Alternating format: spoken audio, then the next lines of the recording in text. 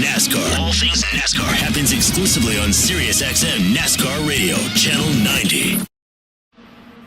This slams the ball to right field, way back, way gone. Is Toronto Blue Jays baseball. Low rounding and heading for second. The throw.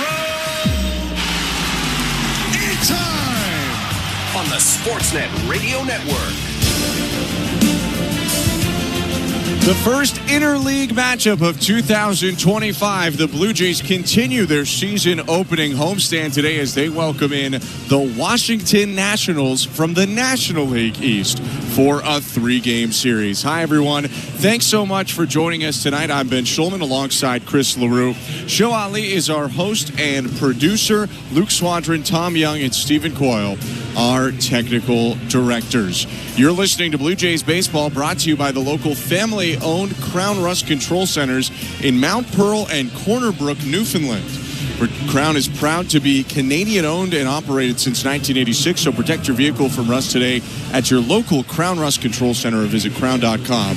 Crown, Canada's #1 rust protection. Very fun pitching matchup tonight in Toronto. Calgary's Michael Soroka returns to home soil. One of the more talented Canadians in the majors gets his first start in a Washington National uniform. And on the other side, it's the season debut of Bowden Francis. We'll see if he can keep that hot streak going that he built up in the second half last year. First pitch is coming up in just a matter of moments. You're listening to Blue Jays Baseball on the Sportsnet app, sportsnet.ca, and the Sportsnet Radio Network. Do you ever wonder why we fly north every year? Obviously, it's because of Armstrong bird food. I thought it was because of the weather or migration or something. Oh, Steve, you need to spread those wings and open your eyes, partner. Truth is, it's the seeds, the nuts, the berries, the good stuff. Armstrong's got it all. So all this time, you've been chasing snacks? Bingo! You think I'd flap these wings thousands of miles for anything else? Armstrong, Canada's premier bird food. The reason birds fly north. Find Armstrong at Canadian Tire, Home Hardware, and other fine retailers. Or learn more at armstrongbirdfood.com. Here at Home Hardware's Bring Beauty Tone Home Reno sale, everyone's saving on everything they need to tackle their reno project.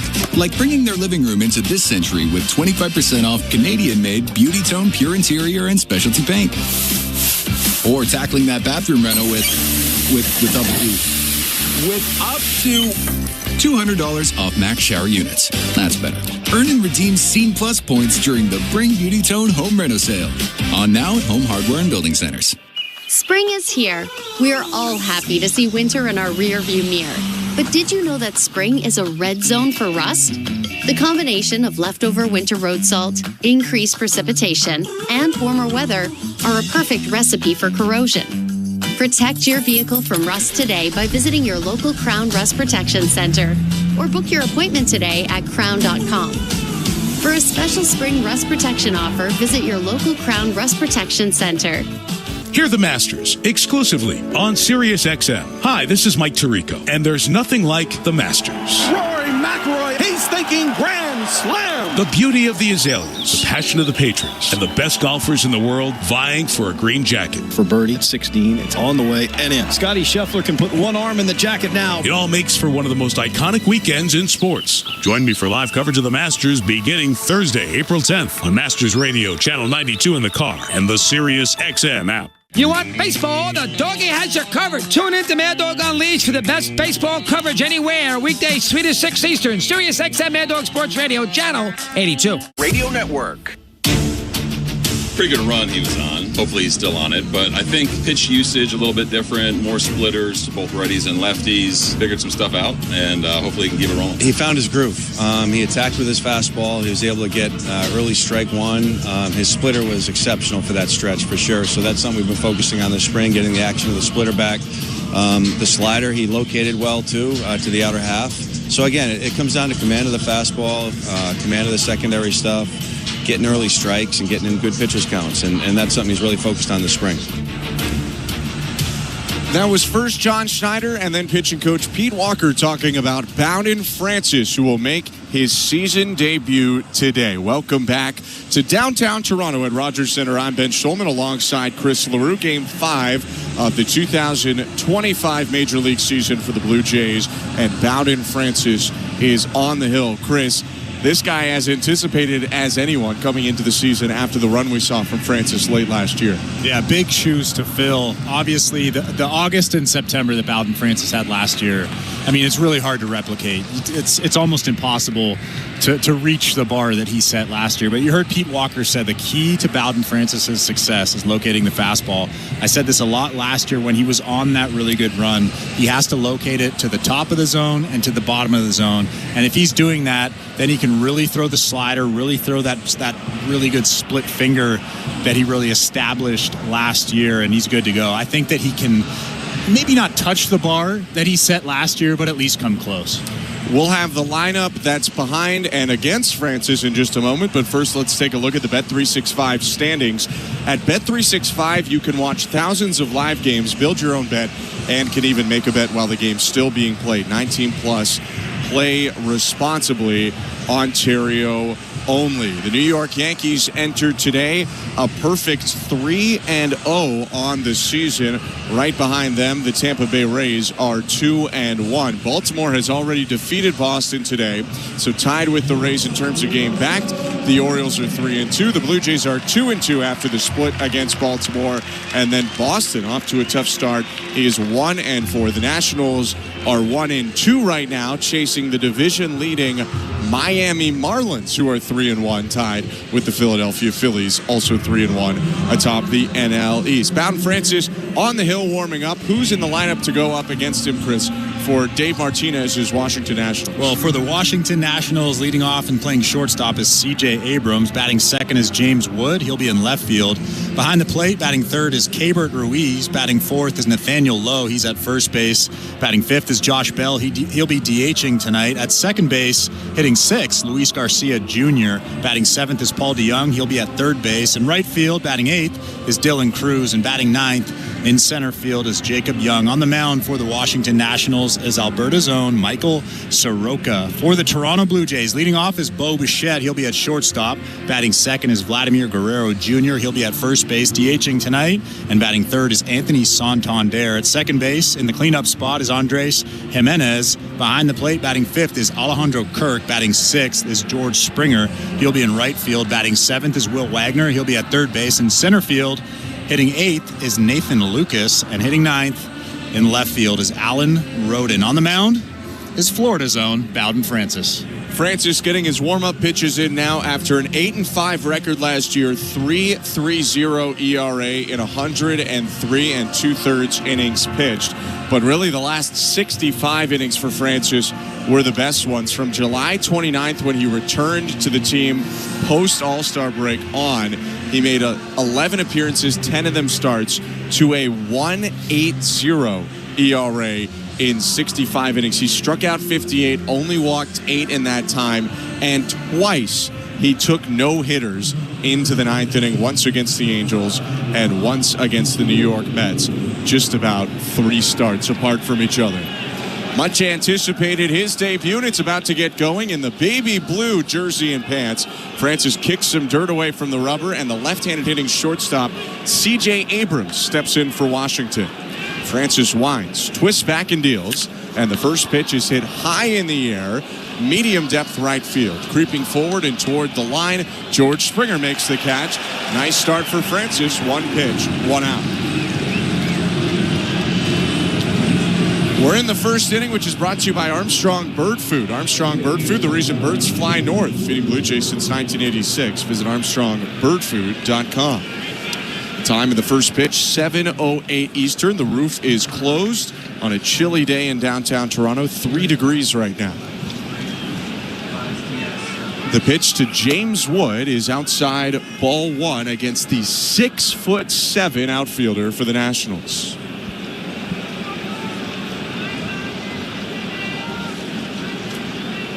The 1-0. Called strike.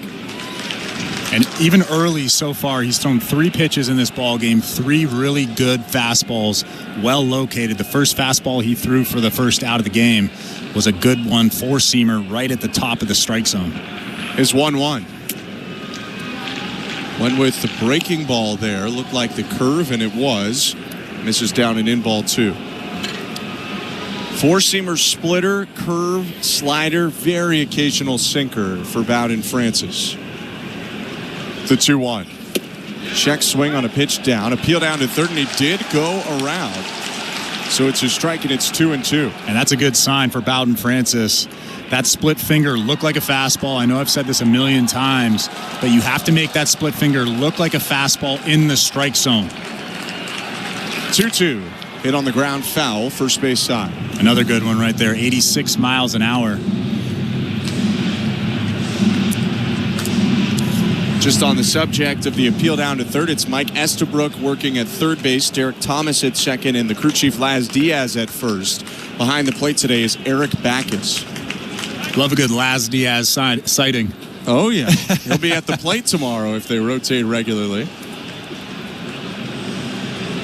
Alejandro Kirk, an early visit out to Bowden Francis on the mound right now. I don't think there's anything serious going on right now. Alejandro Kirk's having a good conversation with him. Bowden Francis just had a big smile on his face. Maybe just a little bit of mix-up in communication right there, and they're going to break up that meeting as Backus went out to rein in Alejandro Kirk, who jogs back to the plate. James Wood hasn't looked good on the two split fingers that Bowden Francis has thrown, but I wouldn't be surprised if they throw a four-seamer up at the top of the strike zone right now. The 2-2. They missed up high, but that's what they were trying to do. Ball 3. Yeah, you could see Alejandro Kirk set up just above the strike zone. Now they're probably going back to that split finger. Wood, a lefty hitter, open stance. The 3-2. Just outside, ball 4, a one-out walk. That's not what he wanted to do, obviously, but I'm looking at the pure stuff of Bowden Francis right now. The fastball looks good. There's a lot of life, 93, 94 miles an hour, and the thing that I'm most concerned with is the split finger. That looks great right now, too. So one out and a runner on first. Francis will work from the stretch now against a switch hitter batting left, catcher Keibert Ruiz. And he either just got time called for him or there was a pitch clock violation on the batter, but I believe he asked for time to delay that. So here's the first pitch and a fresh count to Ruiz. Just up top for a ball, 1-0. Really nice start to the season for Keibert Ruiz. 5 for 10, a double, 2 home runs, and 3 RBIs in 3 games.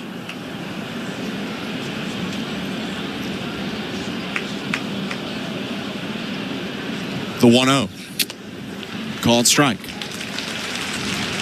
Keibert didn't like that call, but it was a good fastball. Maybe just clip the black on the outside part. A good pitch from Bowden Francis. No score, top of the first inning at Rogers Center. Francis kicks and fires. Called strike again. Clipped the top of the zone with the splitter, 1-2. Probably not where he wanted that pitch, but if you're Bowden Francis, you'll take it. He had a knack last year for missing in the right spots sometimes and ending up with a pretty good pitch either way. His 1-2. Swinging bunt in front of the plate. Kirk ditches the mask, picks up the ball barehanded, throws down to first to get his fellow backstop Ruiz. 2 outs. Wood moves up to second. And you can see for a split second, Alejandro Kirk picked that baseball up with his bare hand, looked over to second base, but James Wood has a ton of speed. 14 stolen bases last year. No chance over there. Gets the sure out for out number 2 at first base. Long strides for the 6'7" James Wood, who's in scoring position with 2 down. Another left-handed hitter up. It's Nathaniel Lowe, former Ray and Ranger first baseman in his first year with the Nationals. The pitch. Splitters, strike 1. Pardon me, make that the curve, but either way he's ahead. No balls and a strike. Lowe, another guy hot to start the year. 6 for 13, a double and 2 homers. He's gone deep in back-to-back games, and he's driven in 5 already. The 0-1. Check swing, and the ball gets through the legs of Kirk to the backstop. Wood is going to trot up to third base. Not sure if that hit the dirt in front of Kirk or hit the equipment and rolled through, but either way, Wood advances 90 feet. Yeah, that's a ball that Alejandro Kirk catches almost every single time. I'm not sure Yeah, I think they just ruled it a wild pitch. I'd tend to disagree with that. That's a very, very catchable ball. Didn't even hit the dirt. Kirk going to his right thigh for the sign. Big lead at third by James Wood. The 1-1. Swing and a miss. Maybe his best splitter yet. Got the whiff from low to get ahead 1-2. That was a great one. And now with that big run standing out at third base, you stay out of the strike zone. You're ahead in the count 1-2. I'd be shocked if he threw anything inside the strike zone right now. The pitch. Bounced it, blocked by Kirk. It was another splitter, low of the zone. 2 balls, 2 strikes. I forgot to say happy Bowden Francis Day. And a happy Bowden Francis Day to you. To anybody who celebrates, of course.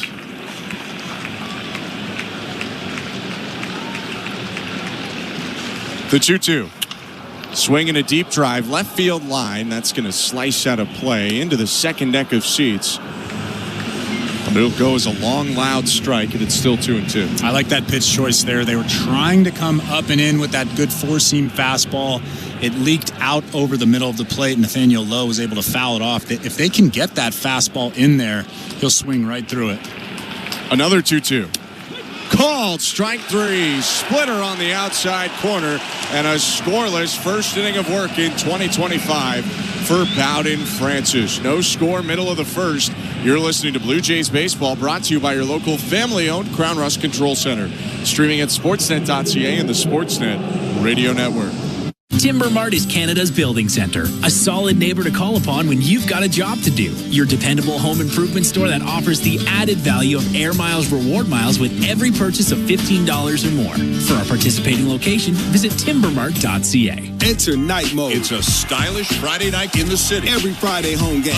No doubter. Where we celebrate everything that makes our city one of a kind. Would you always feel like part of the show? On Friday, April 18th, be at the ballpark early and get your Blue Jays City Connect Bomber Jacket giveaway presented by Enercare. The first 50,000 fans will be geared up for spring nights in the city. City Connect Fridays. Night Mode. Lights up. Let's go. For tickets, visit BlueJays.com. Timber Mart always has plans to help you with your plans. Your home, your cottage, your garage, whatever needs your attention first, check the most visited spot on our website for ready-to-order plans to get the job done with Canada's Building Center. Visit timbermart.ca. Breaking news coming in from... Hey, this is Dalton Varsho. You're listening to Toronto Blue Jays Baseball on the Sportsnet Radio Network.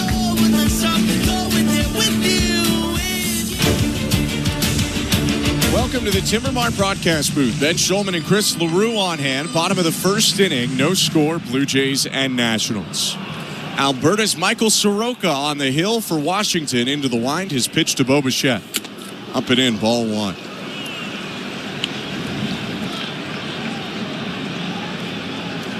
Great to have the 2019 Tip O'Neill Award winner, Michael Soroka, back in Canada as he delivers a strike with a breaking ball to even the count at 1-1. 6'5", 250 pounds. What a stud. The 1-1. Down and away with a heater at 94. 2 balls, 1 strike.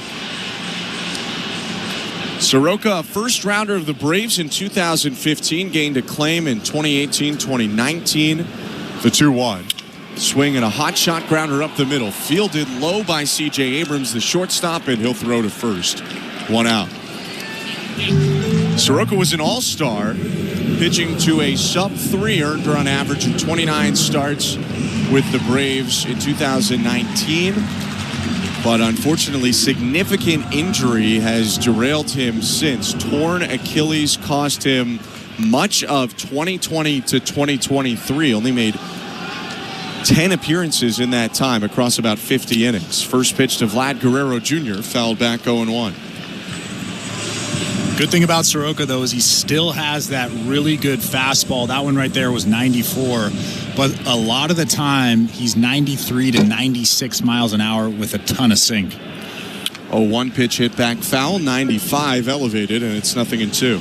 And I think that's the difference maker with him is the sink on that fastball. A lot of teams thought he was a bullpen arm, but Soroka still thinks he can start, and I tend to think so too. He's winding up the 0-2. Fouled off. Soroka began last season with the Chicago White Sox as a starter. He was dealt over in the Aaron Bummer trade, struggled in 9 starts, moved to the bullpen, and was dominant out of the pen. Unfortunately, an injury unrelated to the Achilles problems cut off his year. 0-2. Swing and a rocket grounder, sliding stop at third by Paul DeYoung, the former Blue Jay, pops up and throws to first as Guerrero's broken bat lays on the first baseline, 2 down. And you can see just how good that stuff is out of Soroka's right arm. He just ate up Vladimir Guerrero Jr. with that good breaking ball. And in the previous at-bat against Bo Bichette, he ate him up with a fastball in. I mean, I know that he's Canadian. I know that I'm a lot of the time pro-Canadian, but I think Soroka has a big season ahead of him. I don't think you're going to get blamed for being pro-Canadian. First pitch high to Anthony Santander, ball 1. By the way, that broken bat for Vlad was not on the pitch. He snapped the bat. It might have cracked a little on the contact. He snapped it over his knee in frustration. 2 outs, nobody aboard in the 1-0. Called strike. Santander faces an even count at 1-1. But like you said, Soroka believes he can be a starter. He signed a 1-year deal with the Nationals to prove that, worth $9 million. The 1-1. Swing and a rope foul down the right field line, 1-2. Well, Santander was right on that pitch. Probably his best swing of this young season so far. Anthony's 3 for 15 with an RBI, 3 walks. The 1-2. Swinging a line drive, caught at first, ankle high by Nathaniel Lowe. 1-2-3 for Canadian Mike Soroka in the bottom of the first, and we go scoreless into the second. You're listening to Blue Jays Baseball, brought to you by your local family-owned Crown Rust Control Center, streaming on the Sportsnet app and the Sportsnet Radio Network. Get closer to the artists you love on the SiriusXM app. From 24/7 channels dedicated to icons like the Beatles, Bruce Springsteen, and the Grateful Dead, to ones hosted by stars like John Mayer, Carrie Underwood, and Kelly Clarkson. Explore the songs, stories, and inside access to artists you won't find anywhere else. Plus, exclusive shows, interviews, full concerts, and more. Just search Artist Channels in the SiriusXM app. In season or out of season, the #1 place for college sports is SiriusXM College Sports Radio, Channel 84. Fantasy Sports Radio is helping you win your fantasy leagues right now on Channel 87. Out of here! Go, hey, Ohtani Connect! From in-season fantasy baseball management to daily fantasy basketball to getting you ready for the NFL Draft, Fantasy Sports Radio is here to help you dominate. We begin our quest for another championship right now. Winning is everything. It's all there is. Fantasy Sports Radio, your home for fantasy sports. Channel 87 and on the SiriusXM app. Fantasy Sports Radio is helping you win whichever fantasy sport you play. Right now on Channel 87 and always on the SiriusXM app. The world's most thrilling league is now in the palm of your hand. Hear every English Premier League match all season long on the SiriusXM app. Just search for your favorite team. Blue Jays fans, no matter where you are, you won't miss a pitch with the SiriusXM app. Hear every game all season long. Download the SiriusXM app and search Blue Jays. Big Josh Bell leads it off for the Nationals, top of the second at Rogers Center. I'm Ben Schulman alongside Chris LaRue. The pitch from Bowden Francis, swing and a big pop-up, hit foul behind the plate and tumbling down into the seats. 0-1. No score, Blue Jays and Nationals. Bell, Luis Garcia Jr., Paul DeYoung to hit this inning. Talk about another big dude, 6'2", 261 pounds, Josh Bell. Will flip-flop between first and DH for this Nationals team with Nathaniel Lowe.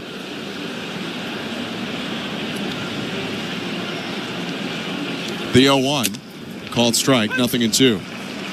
I first met him, I think when was he drafted? 2011. He was a second-round pick and signed for $5 million. He was not 261 pounds, I could tell you that much.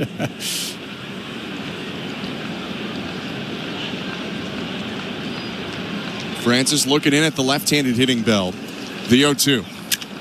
Swing and a deep drive left center field. Sprinting toward the gap, Nathan Lucas will make the catch onto the warning track He had to go for that one. Covered a lot of ground. One down. Well, that tells you shows you just how much power Josh Bell has. He was really fooled by that split finger from Bowden Francis. Way out in front. Kind of just flicked the bat at it and hit it about 10 feet from that wall out in left center.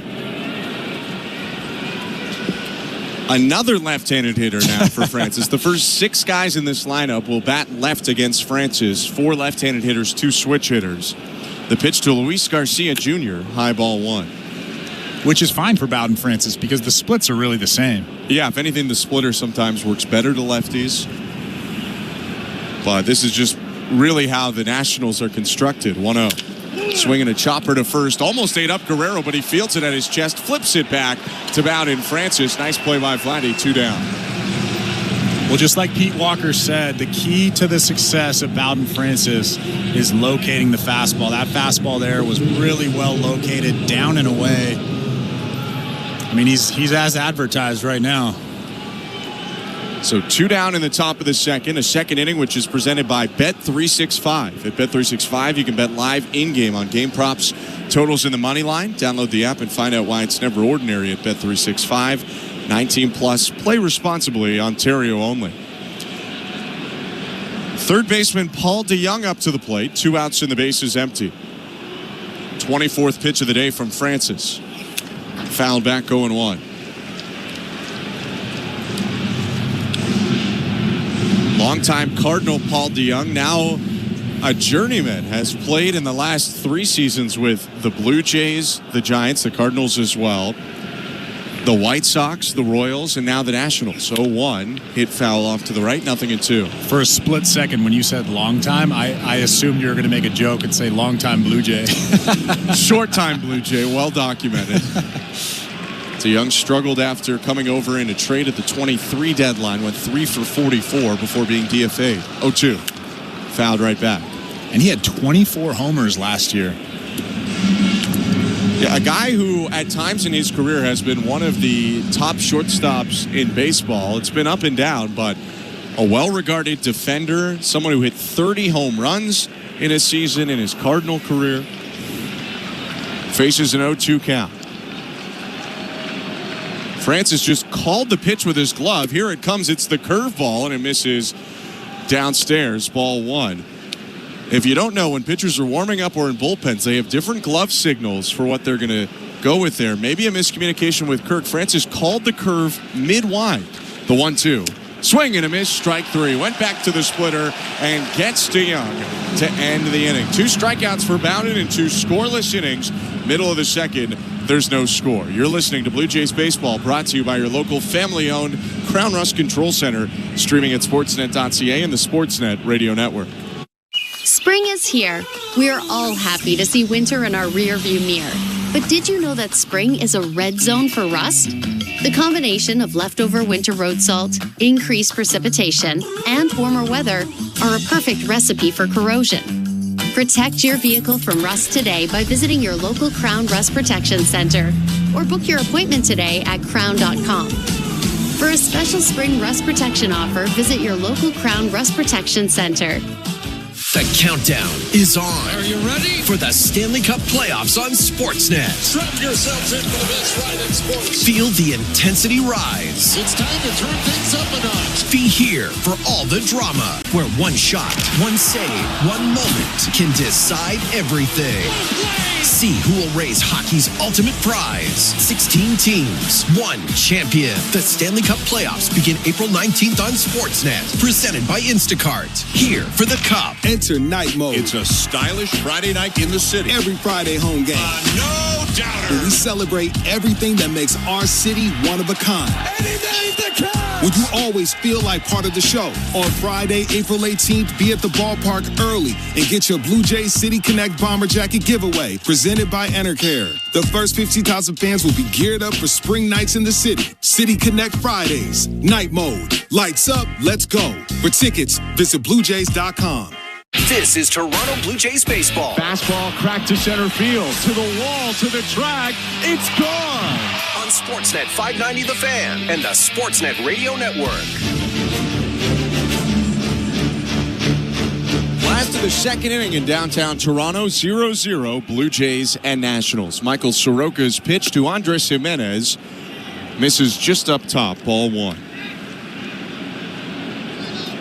I'm Ben Schulman alongside Chris LaRue. Blue Jays went down 1-2-3 to the Canadian Soroka in the first. Is 1-0. High again, ball two. Just missed with the changeup there. Third pitch behind the two fastballs he's got in the slider. The 2-0. High and outside, ball three. That fastball from Soroka really was nowhere near the strike zone. You could see that arm dragging just a little bit. He's got to find that release point right now. Is 3-0. Called strike on the inside edge.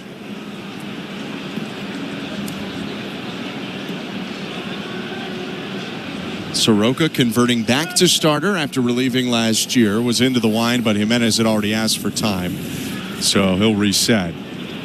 It's interesting. He mentioned in camp this year he learned some lessons from being a reliever that he's trying to take back into the rotation. His 3-1. Swing and a deep drive. Right field. Way back. And Jimenez has done it again.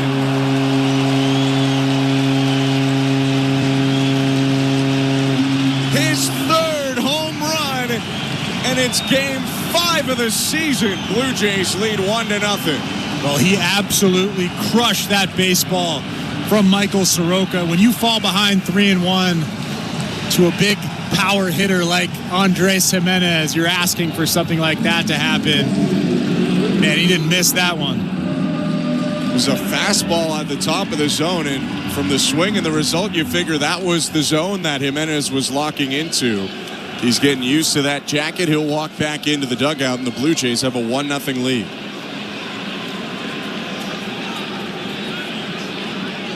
Andres Jimenez only had 9 homers last year. He's got 3. And he has 3 already. The pitch to Alejandro Kirk. High, ball 1.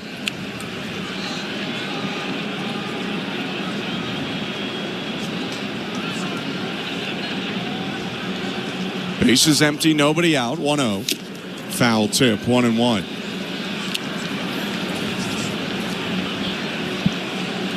Michael Soroka trying to settle back in. His pitch. Hit in the air by Kirk. Shallow pop to the second baseman, Luis Garcia Jr. He'll make the catch on the right field turf. 1 out.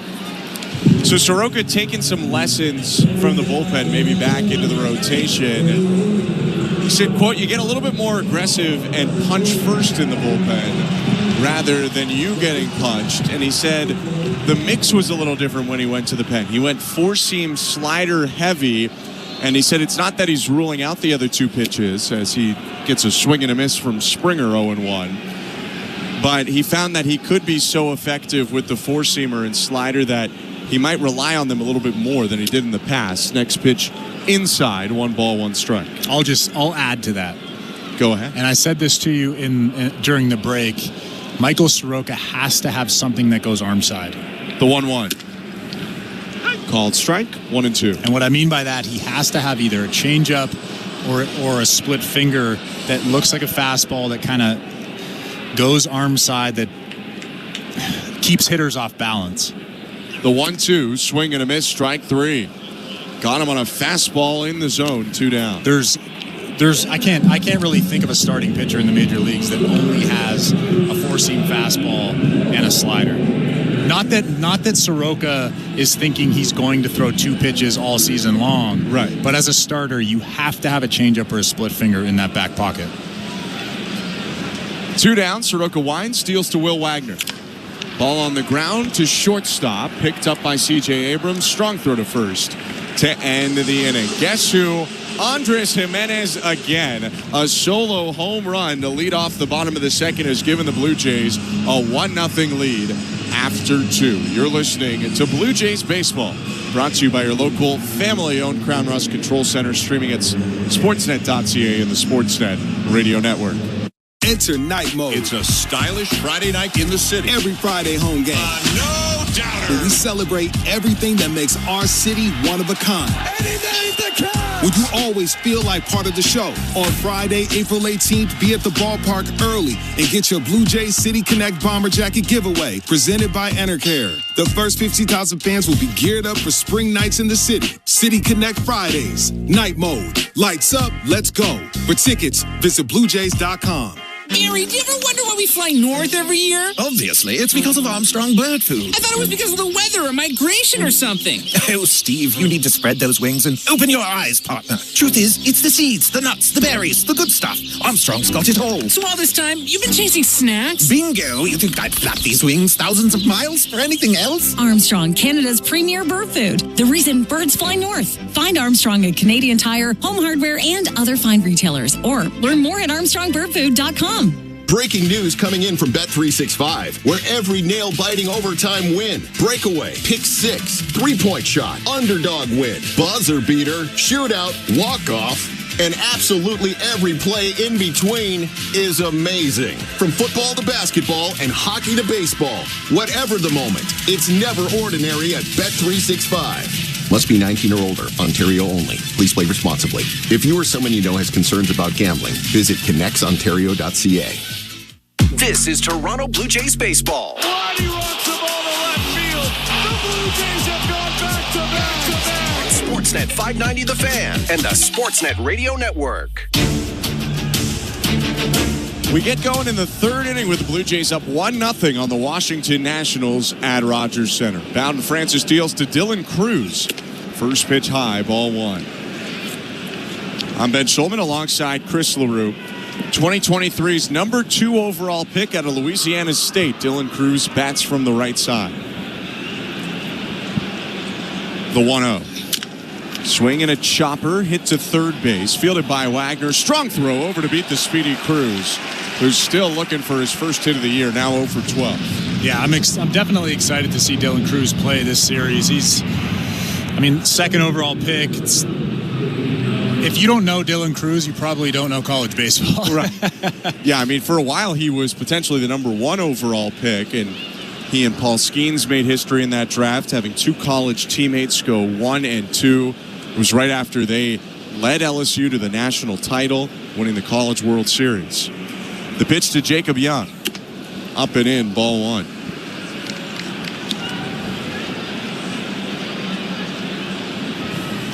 Young 1 for 7 on the Young season. Playing center field for the Nationals every day, the 1-0. Up and in, ball 2. The one thing this Nationals lineup does have is speed. Dylan Cruz had 12 stolen bases last year, and Jacob Young had 33 stolen bases last year. Yeah, Cruz, it was only a partial season. Young there the whole year, led the Nats, and was 5th overall in the National League. It's a big breakout year for the 7th rounder in 2021. The 2-0. Up and in, ball 3.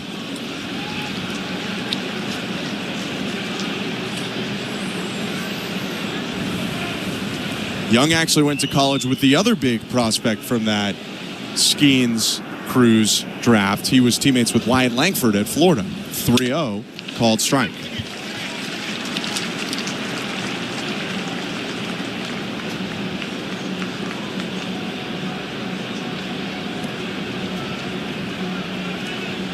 Tall right-handed hitter, open stance, knees bent, 3-1, fouled back, full count. Good job fighting back, falling behind 3-0 to Young, and then throwing 2 good fastballs to get back in this count.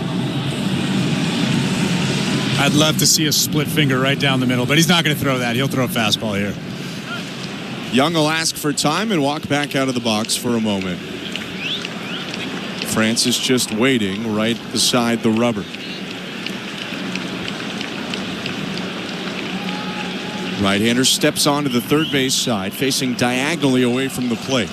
Into the wind, his payoff pitch is a fastball, and it's hit foul. We'll do it again.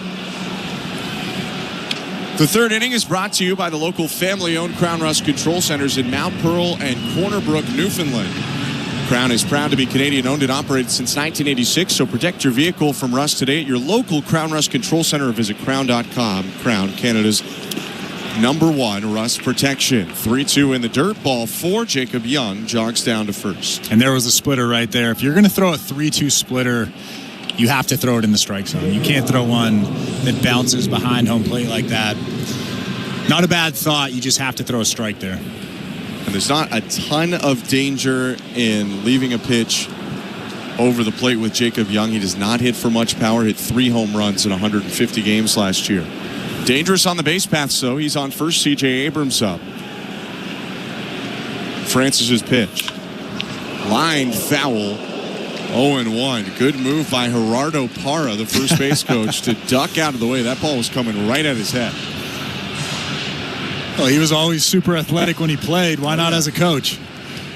Parra, a longtime Diamondback, spent a lot of his career with the Rockies as well.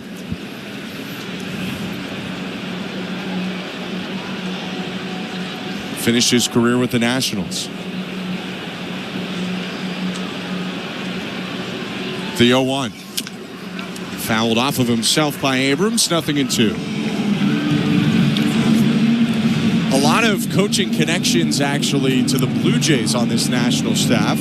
Dave Martinez, the manager, a Blue Jay in 2000. Also, hitting coach Darnell Coles, a 93 World Series champion with the Blue Jays, also played with Toronto in 1994. A utility player on both of those teams.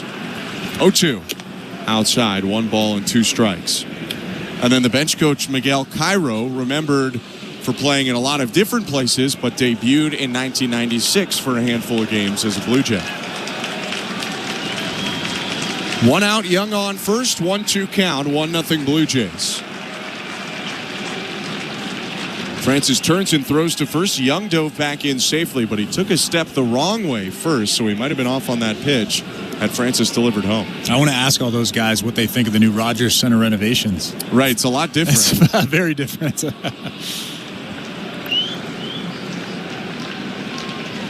1-2. Foul tip, strike 3. Went back to the heater on the outside edge. 3rd K of the day for Bowden Francis. That's the beautiful thing about throwing that split finger like Bowden does. You're able to just blow fastballs by guys when they're thinking split finger. That one right there, just 93 miles an hour, blows it by C.J. Abrams. So 2 outs on Francis's 3rd strikeout. First time that he struck out a batter with the fastball, and his pitch to James Wood, the left-handed hitter. Called strike with the curve, 0-1. I mean, we said it a lot last year, but it's just so impressive that he really doesn't have plus stuff, but he's able to make hitters look like they look. He gets the most out of what he can work with for sure. Next pitch, swing and a miss. Snap throw over to first, not in time, but it was close. Alejandro Kirk came up throwing after that swing and a miss from Wood.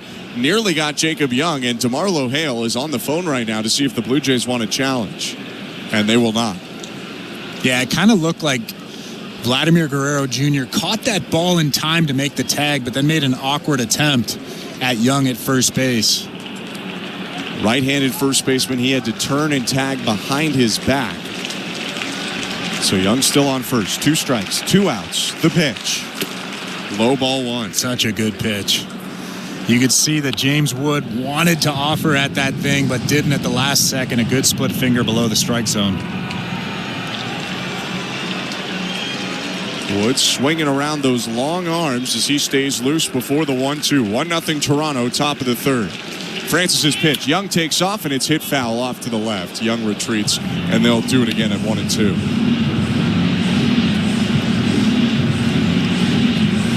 I'm actually surprised that Jacob Young hasn't attempted a steal before that pitch. Yeah.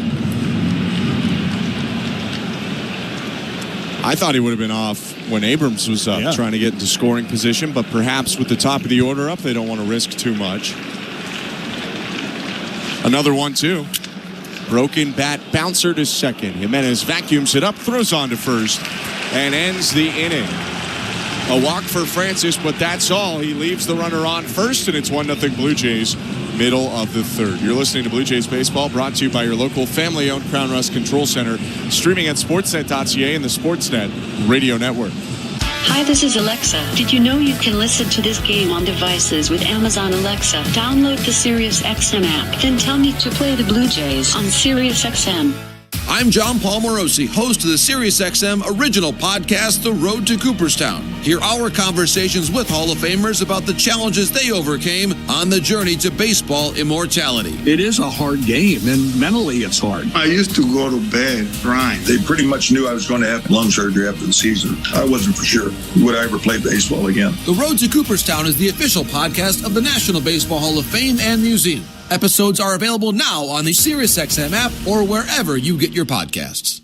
Fantasy Sports Radio is helping you win your fantasy leagues right now on Channel 87. Out of here! Go Hey Connect! From in-season fantasy baseball management to daily fantasy basketball to getting you ready for the NFL Draft, Fantasy Sports Radio is here to help you dominate. We begin our quest for another championship right now. Winning is everything. It's all there is. Fantasy Sports Radio, your home for fantasy sports. Channel 87 and on the SiriusXM app. Didn't she? Yes, she did. Get insurance that's really big on care. Switch and you could save up to 35% on home insurance when you bundle home and auto. Desjardins Insurance, here for your home, auto, life, and business needs. Certain conditions apply. This is Toronto Blue Jays baseball. Francis kicks and delivers. Called strike 3, 95. On Sportsnet 590 The Fan and the Sportsnet Radio Network. Welcome to the Timbermart broadcast booth. Home plate is home plans. Score the run with Timbermart.ca. Find a major league selection of winning plays for house, garage, and backyard sheds. Visit Timbermart.ca and win the game with Canada's Building Center. I'm Ben Schulman alongside Chris LaRouche, Show Ali, our host and producer, Luke Swadron, Tom Young, Stephen Coyle, our technical directors. The pitch to Nathan Lucas, called strike, 0-1. Blue Jays 1, Nationals nothing, bottom of the third. Michael Soroka has given up one hit, the solo shot to Jimenez, 0-1. Swinging a liner caught by the third baseman DeYoung. That one was hit where the hole would usually be, but DeYoung playing way off the line makes the play, 1 out. Yeah, they were really shading Nathan Lucas up the middle. C.J. Abrams actually was almost right behind the second base bag, and Paul DeYoung makes the nice, easy catch.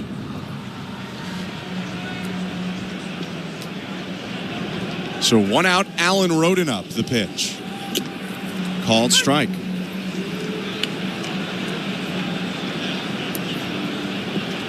Slower slider from Soroka that time, just 79. 0-1. Outside, looked like the changeup there was 1 ball, 1 strike. It's almost like he was listening to the broadcast. Canadian legend Chris LaRouche says mix in the change. You got to mix in the change. Next pitch, ripped out to right center field, and that one's going to get down on the warning track, bounce up against the wall.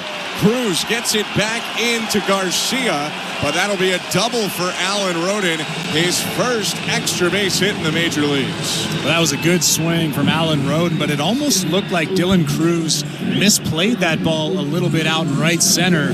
He came in when he should have broke back, and then at the last second you can see him take a right turn. Maybe a catchable ball if he takes a good route on that, but nonetheless, Alan Roden will take it. He's on second, 1 out, Bo Bichette. Soroka from the stretch, the pitch. Called strike. Coming into today's game, Bichette had reached in 9 of the last 11 plate appearances he had. Still 9 of 12 after a ground out in the first. The 0-1. Down and away, ball 1.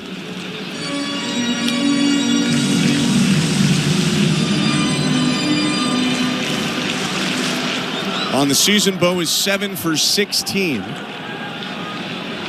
2 doubles and an RBI. The 1-1. Yanked the fastball down and away. 2 balls, 1 strike. They were trying to come in to Bo Bichette with that fastball. You can see Keibert Ruiz telling Soroka, hey, calm down a little bit. Don't overthrow. He was using both of his arms to push towards the ground.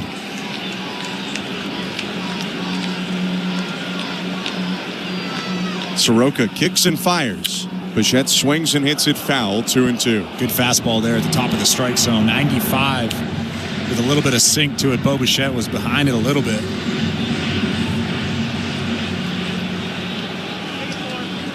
I tell you what, as good as Bowden Francis has looked, I mean, Mike Soroka has looked almost as good. Really only made one mistake tonight to Andres Jimenez.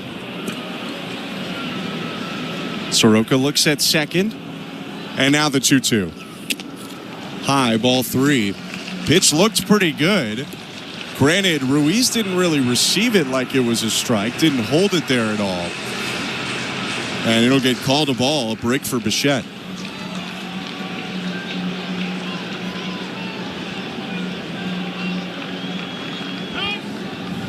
Bichette asks for time before the 3-2, so everyone will reset quickly. Bo just backed a step or two out of the box. The interesting thing about that last pitch is nobody reacted. No. But we have little TVs next to us as we're watching the ball game live. It looked like a strike to us. Absolutely. The 3-2. Hit foul off to the right. It was almost like Ruiz didn't think it was a strike, and so he didn't catch it like catchers usually catch strikes. And then Soroka figures, all right, Ruiz caught it that way. Bo might be looking around like, I guess no one noticed that. And they all stay at the plate. Well, Bo's not going to react. Yeah. He's not going to be like, hey, that was a strike. Another payoff pitch. Swing and a ground ball to second base. Down to a knee. It's picked up by Garcia. He'll throw over to first for the out. Rodin up to third. 2 down now, and Rodin 90 feet away from scoring.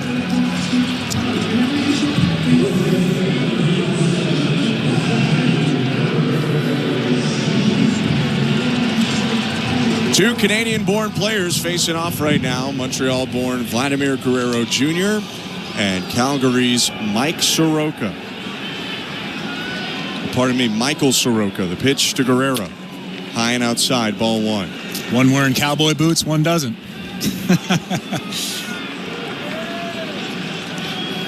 Soroka out of Bishop Carroll High School in Calgary. The 1-0.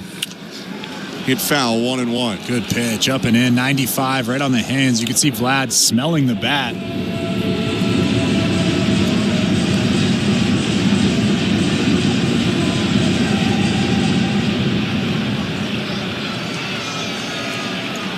Guerrero waggles the bat above his right shoulder. Runner on third, 2 down. And the 1-1. Just off the plate outside with 95, 2-1.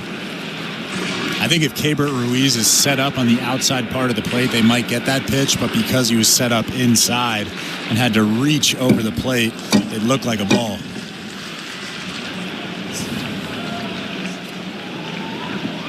The 2-1. Swing and a deep drive down the right field line, slicing into the corner. That'll bounce up against the wall. Rodin in to score. Guerrero sprinting for second. He's got an RBI double, and the Blue Jays double their lead. Now 2-0 Toronto with 2 outs in the bottom of the third.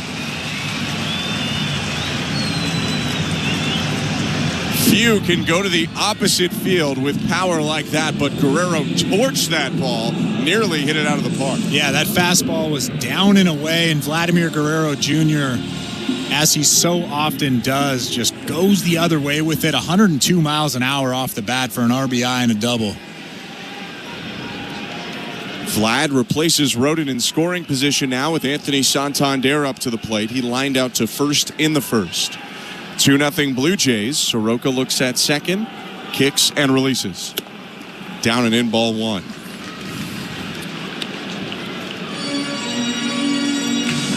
Santander 3 for 16 to start the year, but this isn't out of the ordinary for him. He is a notorious slow starter. It's been a thing his whole career.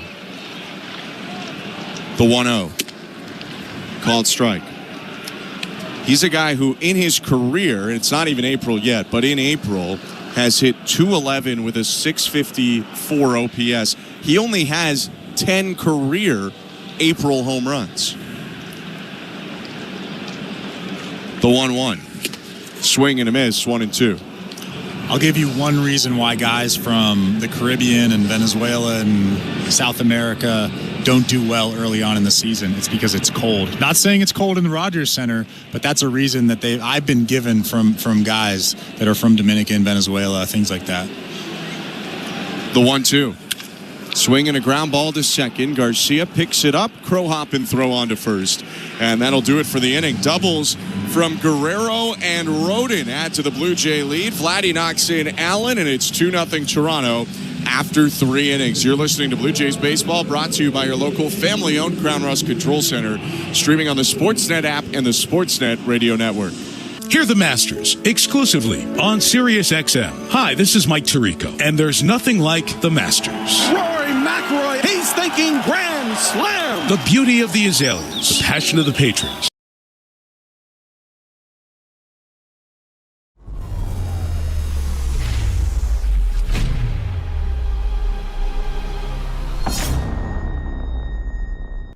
What's up, baseball fans? Thank you so much for hanging out with us during the Toronto Blue Jays matchup against the Washington Nationals. We really appreciate you being here, chatting it up, cheering on our Blue Jays.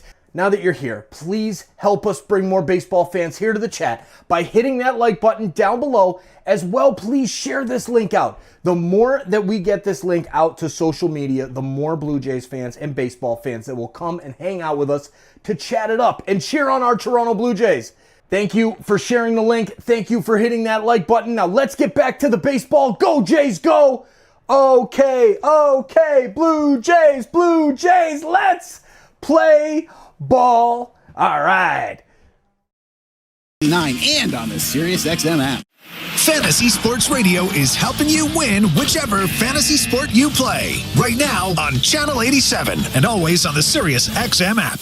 24/7, 365 coverage of all things NASCAR. All things NASCAR happens exclusively on Sirius XM NASCAR Radio, Channel 90.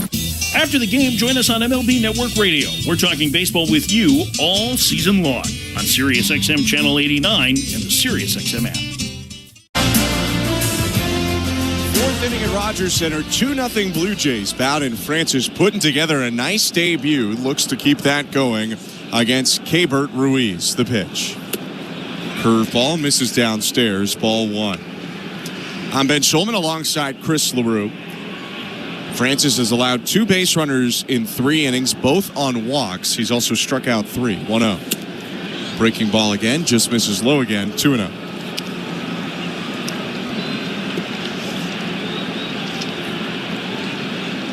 Ruiz grounded out in front of home plate to the catcher Alejandro Kirk his first time. 2-0 pitch is hit on the ground to first. Sliding backhand and stop. Guerrero gets up, flips to Francis.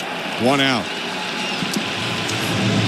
This 4th inning is presented by Bet365. Download the Bet365 app for today's baseball odds and find out why it's never ordinary at Bet365. 19 plus. Play responsibly.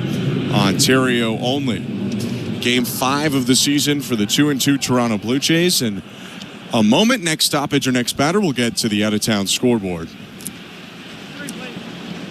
Right now, Francis gets a new baseball, and Nathaniel Lowe, big pickup for the Nationals in the offseason, is waiting just outside the lefty batter's box. Lowe traded over from the Rangers, where he won a World Series in 2023, for reliever Robert Garcia. The pitch. Called strike. Has a silver slugger and a gold glove on his mantle to go along with that World Series ring in 2023. The 0-1. Called strike again. 0-2. Lowe asks for time. We can tell you the out-of-town scoreboard is brought to you by St. Louis Bar and Grill. 100% Canadian owned and operated since 1992. Catch the new menu starting April 8th. Visit stlouiswings.com for details. You are welcome. 0-2 pitch up high, ball 1.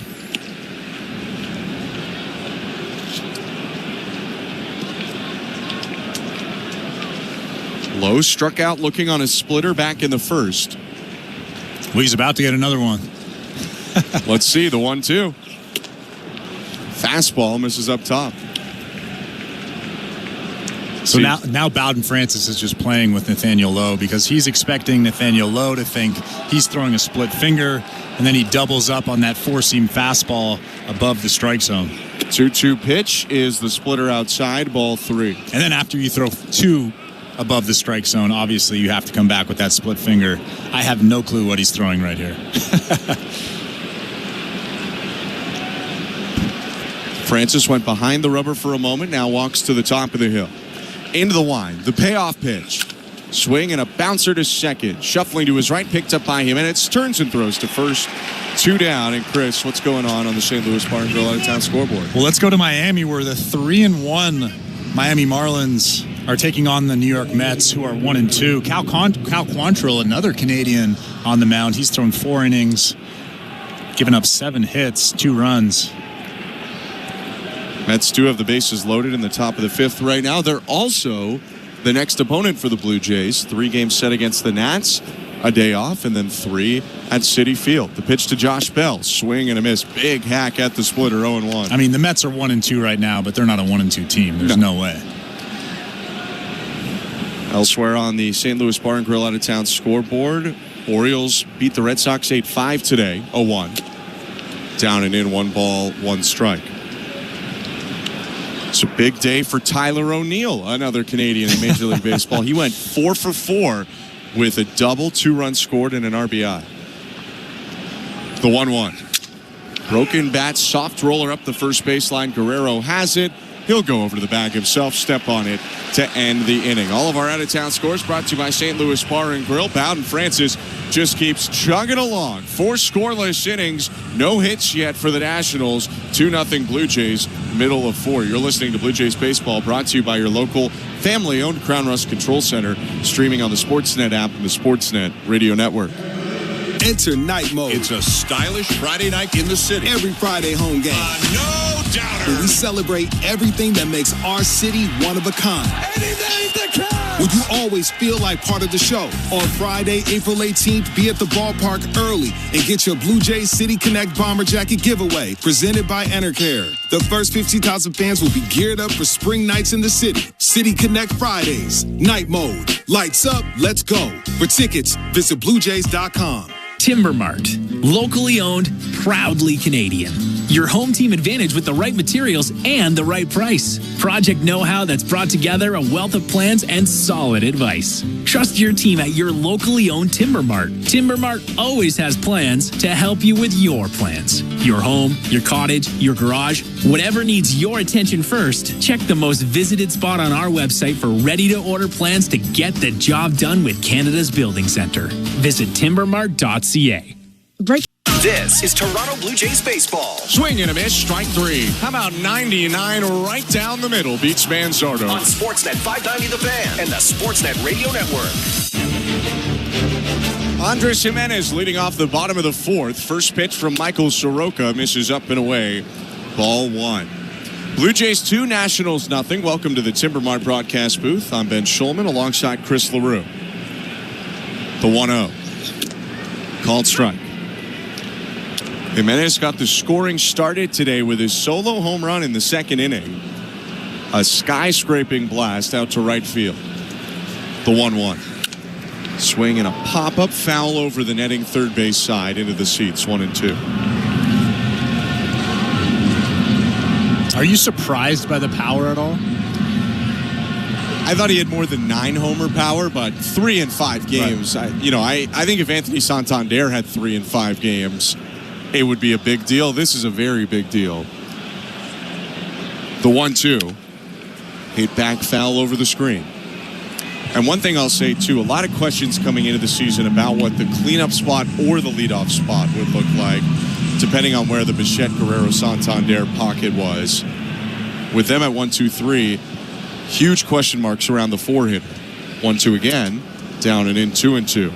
Blue Jays only had 12 home runs out of the cleanup spot last year. In 4 and change games, they've already made it back a quarter of them. The 2-2. Just high, ball 3. And that last home run he hit earlier on in this ball game was not a wall scraper. No. That was an absolute bomb to right field.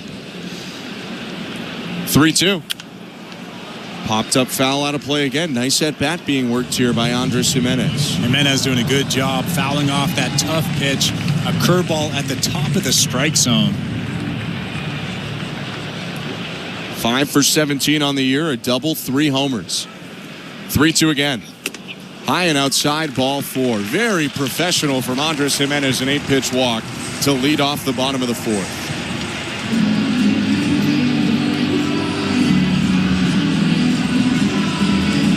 One thing we haven't seen yet from Andres Jimenez is that speed on the base paths, and I wonder if this is a situation to do it. Keibert Ruiz struggled to throw out runners last year. Kirk at the plate. Do they get Jimenez going? Soroka in the set, the pitch. Called strike, 0-1.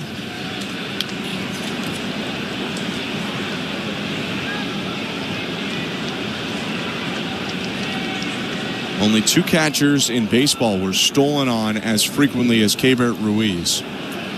The 0-1 Jimenez takes off. Pitch down and away a ball. Throw down to second. Not in time. Ball looked like it was there in plenty of time, but the safe signal from Derek Thomas at second. The Nationals surely to take a look. Maybe a little bit of trickery on the slide from Jimenez. Well, Luis Garcia Jr., Nationals second baseman, caught the ball in front of the second base bag, and Andres Jimenez slid to the back corner towards the center fielder. A really nice job of avoiding that tag. That is stolen base number 100 in the career of Andres Jimenez, number 1 this season. And now he's in scoring position with nobody out for Alejandro Kirk. The 1-1. Called strike, 1-2. And you're right, that ball beat him there, but Andres Jimenez with the really athletic move to slide to the back of the base. Yeah, I feel bad for talking about Ruiz's tough stolen base stats. He did fine there. Yeah. Nothing he could do. That was a good throw. 1-2 pitches. Swatted down the right field line. Base hit. Rolling into the retaining wall. Pinballs into shallow right. Jimenez around third. He'll score. Kirk into second. RBI double. 3-0 Blue Jays. Nothing more exciting than seeing Alejandro Kirk rumble around first base for a double. Just found that gap in between Nathaniel Lowe and the line, hit it on the ground right side, and then with the new configurations last year, you hit it right down the line, it's going to bank off the wall, and that fooled Dylan Cruz, the young right fielder. You could see what was going on in Alejandro Kirk's mind as he was rounding first base. Should I go? Should I go? Should I go? And then all of a sudden he took off to second base for the double. First pitch to George Springer, swing and a miss at 95 down the middle, 0-1. So 3-0 Blue Jays. They've now scored in 3 straight innings. Nobody out. Kirk on second, bottom of the 4th. First extra base hit of the year for Kirk. 0-1. Hit foul behind the plate, 0-2.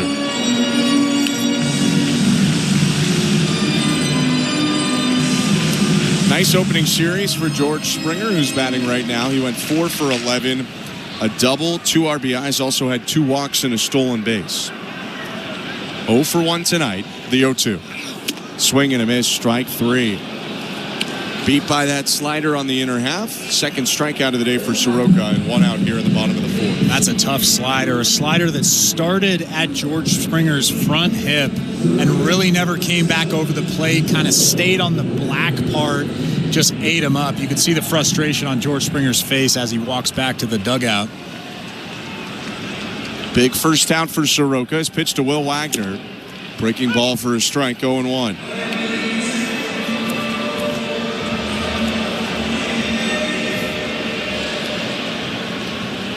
C.J. Abrams playing in between Kirk and the bag, but well back of second base. Soroka looks at Kirk, the runner. One more peek, and the 0-1. Swing and a line drive. Headed to center field. Down for a base hit. Kirk stops at third, Wagner around first, and the Blue Jays have runners on the corners with 1 out. Good job right there from Will Wagner, fighting off that tough pitch from Michael Soroka and just dumping that thing into center field. Obviously, Alejandro Kirk not going anywhere. That was actually a changeup from Soroka, left up in the zone, up and in, but Wagner got his hands inside it, and now Soroka is going to get a visit from Jim Hickey, the pitching coach for the Nationals.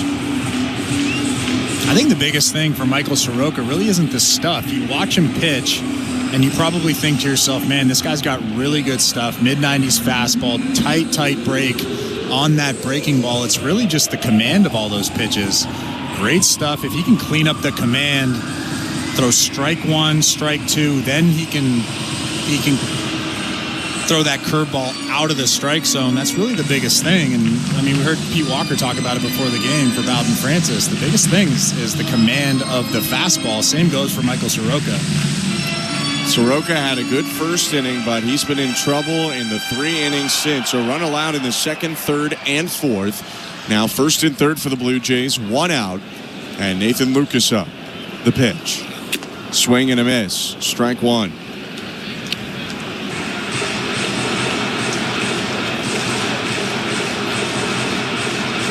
Lucas drawing his 3rd start in the last 4 games.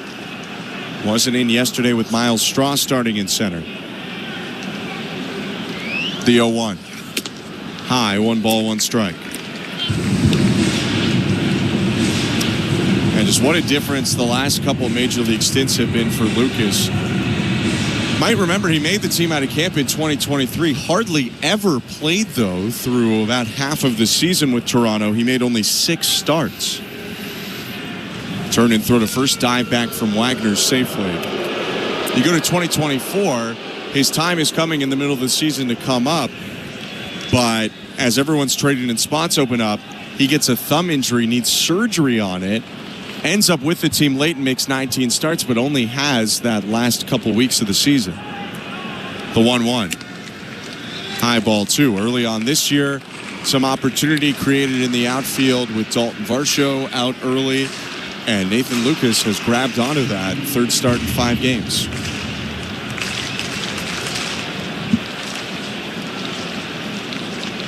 Thick beard for the left-handed hitter. Looks out at Soroka, the 2-1. Called strike 2 and 2. Nathan Lucas didn't like that call, but from up here you could see that fastball just clipped the upper corner of that strike zone. Tough pitch from Michael Soroka. Soroka peers over his left shoulder at Wagner on first. It's Kirk on third. The 2-2. Hit foul to the left, bouncing off the netting in front of the Blue Jays' third base dugout. I like Nathan Lucas. You go back to his minor league numbers, he has great minor league numbers, and I know I've said this before, but if a guy can put up really good numbers 2 years in a row at AAA, he's probably a good hitter. 2-2. Chopped to third base. Kirk coming to the plate. The throw to second for 1, and that's all they'll get. Paul DeJong didn't have a chance at home with the slow chopper. They only got 1 out there on an RBI fielder's choice for Lucas. He'll wait at first. Wagner retired. Now 4-0 Blue Jays. Nice job from Nathan Lucas. He knew what he had to do, just fighting off that tough fastball outside. He just wanted to put the bat on the ball and score that run from third base. He wasn't trying to do too much. Like I said, he's a professional hitter. He knows exactly what he's trying to do up there. So 2 down, 4-0, bottom of the 4th. The pitch to Allen Roden is hit sharply on the ground to second. Charged and picked up by Garcia, who throws to first and ends the inning. The Blue Jays come up with 2 more runs on 2 more hits in Toronto, leading 4-0 after 4. You're listening to Blue Jays Baseball, brought to you by your local family-owned Crown Rust Control Center, streaming at sportsnet.ca and the Sportsnet Radio Network. Hey Daddy Gang, this is Alex Cooper. The SiriusXM app is your home for all things Unwell. All new exclusive channels from me and my friends. Unwell Music.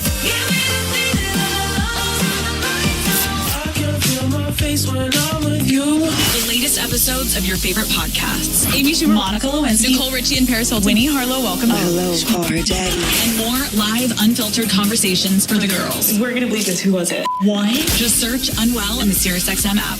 Fantasy Sports Radio is helping you win your fantasy leagues right now on Channel 87. Out of here! Go Hey Ohtani Connect! From in-season fantasy baseball management to daily fantasy basketball to getting you ready for the NFL Draft, Fantasy Sports Radio is here to help you dominate. We begin our quest for another championship right now. Winning is everything. It's all there is. Fantasy Sports Radio, your home for fantasy sports. Channel 87 and on the SiriusXM app. Get ready for the 2025 NFL Draft on SiriusXM NFL Radio. With the first pick, the Tennessee Titans select. We caught up with the top prospects as they get ready to start their careers in the NFL. Miami Hurricane quarterback Cam Ward. My journey's been unbelievable. And hear pick-by-pick coverage of the 2025 Draft from Green Bay starting April 24th at 8 p.m. Eastern on SiriusXM NFL Radio Channel 88 and the SiriusXM app. 24/7, 365. Coverage of all things NASCAR. All things NASCAR happens exclusively on SiriusXM NASCAR Radio, Channel 90. Sportsnet Radio Network. Top half of the fifth inning. Blue Jays leading 4-0 over the Washington Nationals. Francis deals home to Luis Garcia Jr. Called strike, 0-1. Welcome to the Timber Mart broadcast booth. I'm Ben Schulman alongside Chris LaRue. The 0-1. Down and in. Luis Garcia Jr., the second baseman today for the Washington Nationals. He's one of 3 Luis Garcias active in Major League Baseball right now. The 1-1, swing and a miss, 1-2. You have the noted Houston Astros starter Luis Garcia, who has been hurt for a long time. And then the reliever, Luis Garcia. 1-2 pitch, hit on the ground to second on the run, picked up by Andres Jimenez, underhand flipped to first. 1 out. Let's take a look at the St. Louis Bar and Grill out-of-town scoreboard. The game tonight that really catches my eye is the first game at Sutter Health Park. Do you know where that is, Ben? It's in Sacramento, California. The Chicago Cubs are in Sacramento to play the Oakland A's. That just sounds weird, even coming out of my mouth. They're not the Oakland A's. Well, whatever they are. They're just the Athletics now. The pitch to Paul DeYoung, called strike, 0-1. And you get to go there later this year. I do.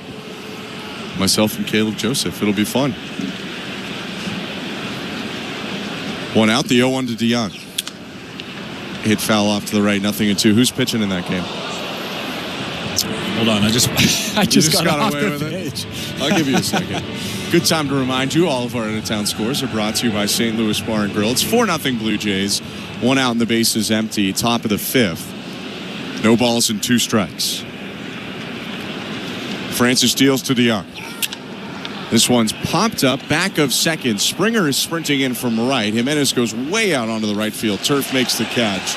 2 down. Another big game is the 0-4 Atlanta Braves against the 5-0 Los Angeles Dodgers. That one,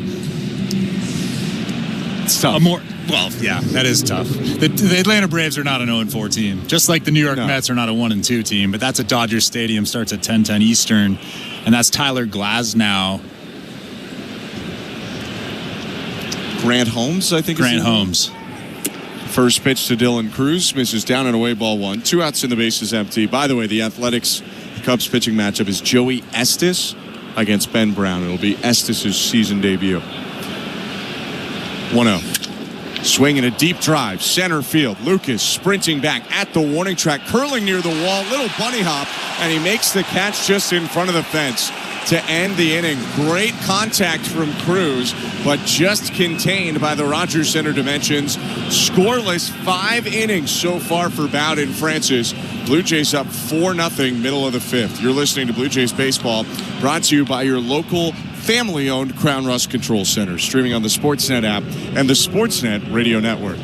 Did you know you can get home and away feeds for every MLB, NHL, and NBA game on your phone? 3 for the win. He got it! Every game, all season. It's all on the SiriusXM app. It's out of here! Sports, the way they're meant to be heard. With your hometown announcers just a tap away. It is gone! An incredible finish! Search for your team and tap the plus sign to add it to your library. Every game, all season. Get closer to your team with the SiriusXM app. He shoots, he scores! Wake up!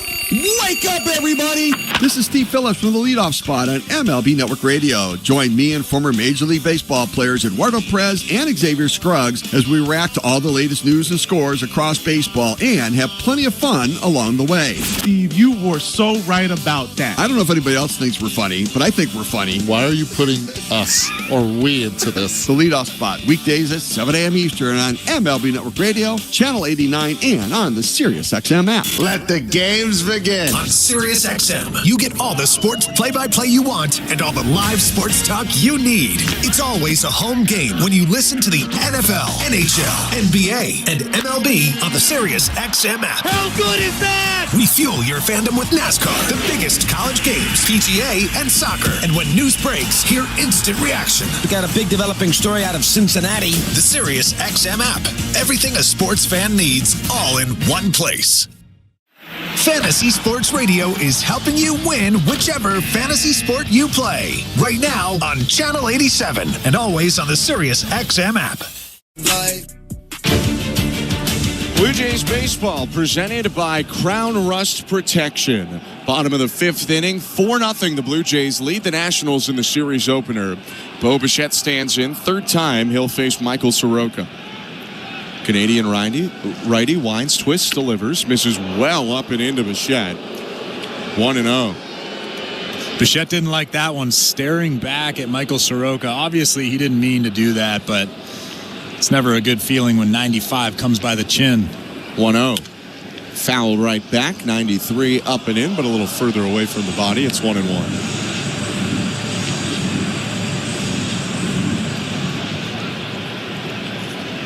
Blue Jays with 4 runs on 5 hits. 1-1 pitch. Fouled back 1-2. Well, Soroka has had some trouble, especially in the middle of the Blue Jay order. Top of the order hitter hasn't reached yet. Bichette is 0 for 2, 2 groundouts. 1-2 pitch. Hit on the ground, foul, just golfed it on the ground past Carlos Fabulous. Bo reached down and hit it near his ankles.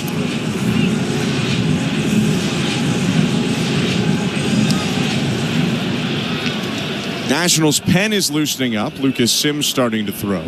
Soroka's 1-2. Up and in again, 2-2. Bichette continuing to look out there. That one wasn't as close, but you could understand with the earlier agitation. Yeah, the first pitch, the look that Bo gave Michael Soroka was like, come on, man. That one was, come on, man. Getting a little bit more irritated. 2-2 pitch, hit foul. And clearly, Soroka's trying to pitch there. That last one was up and in again, although in the zone. And that's where they want to attack Bichette.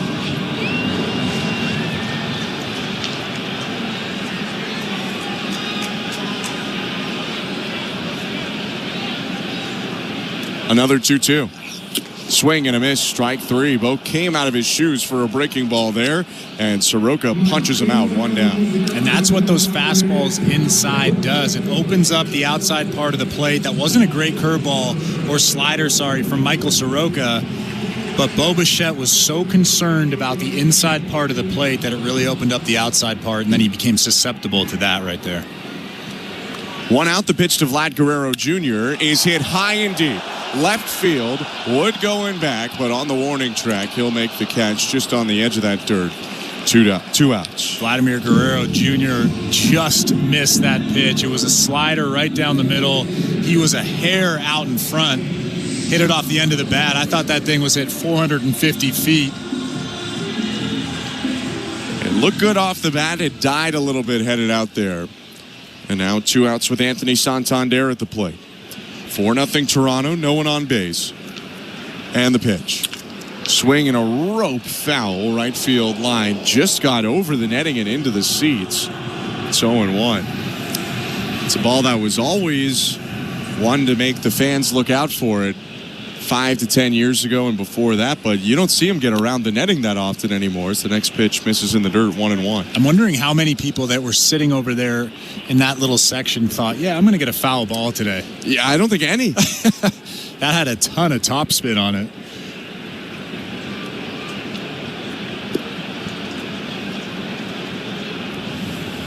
Soroka steps to the left, twists and deals.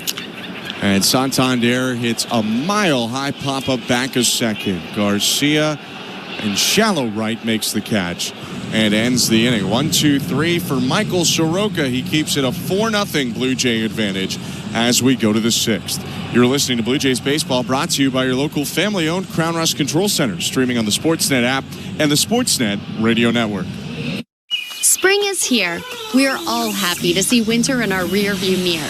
But did you know that spring is a red zone for rust? The combination of leftover winter road salt, increased precipitation, and warmer weather are a perfect recipe for corrosion. Protect your vehicle from rust today by visiting your local Crown Rust Protection Center or book your appointment today at crown.com. For a special spring rust protection offer, visit your local Crown Rust Protection Center. Enter Night Mode. It's a stylish Friday night in the city. Every Friday home game. No doubter. Where we celebrate everything that makes our city one of a kind. Anything that counts. Would you always feel like part of the show? On Friday, April 18th, be at the ballpark early and get your Blue Jays City Connect Bomber Jacket giveaway presented by Enercare. The first 50,000 fans will be geared up for spring nights in the city. City Connect Fridays. Night Mode. Lights up. Let's go. For tickets, visit BlueJays.com. Law & Order Thursday on City TV. We're charging him with manslaughter. 3 Law & Orders on one epic night. It was premeditated. It was planned. Law & Order at 8. He told me to is not a legal defense against murder. SVU at 9. Covering his ass, I'd start thinking about your own. Followed by the new season of Law & Order Toronto Criminal Intent at 10. Nothing justifies murder. How about we start with the truth? Law & Order Thursday, all new, 8/7 Central on City TV. This is Toronto Blue Jays baseball. In time! What a play, Bo Bichette! On Sportsnet 590 The Fan and the Sportsnet Radio Network.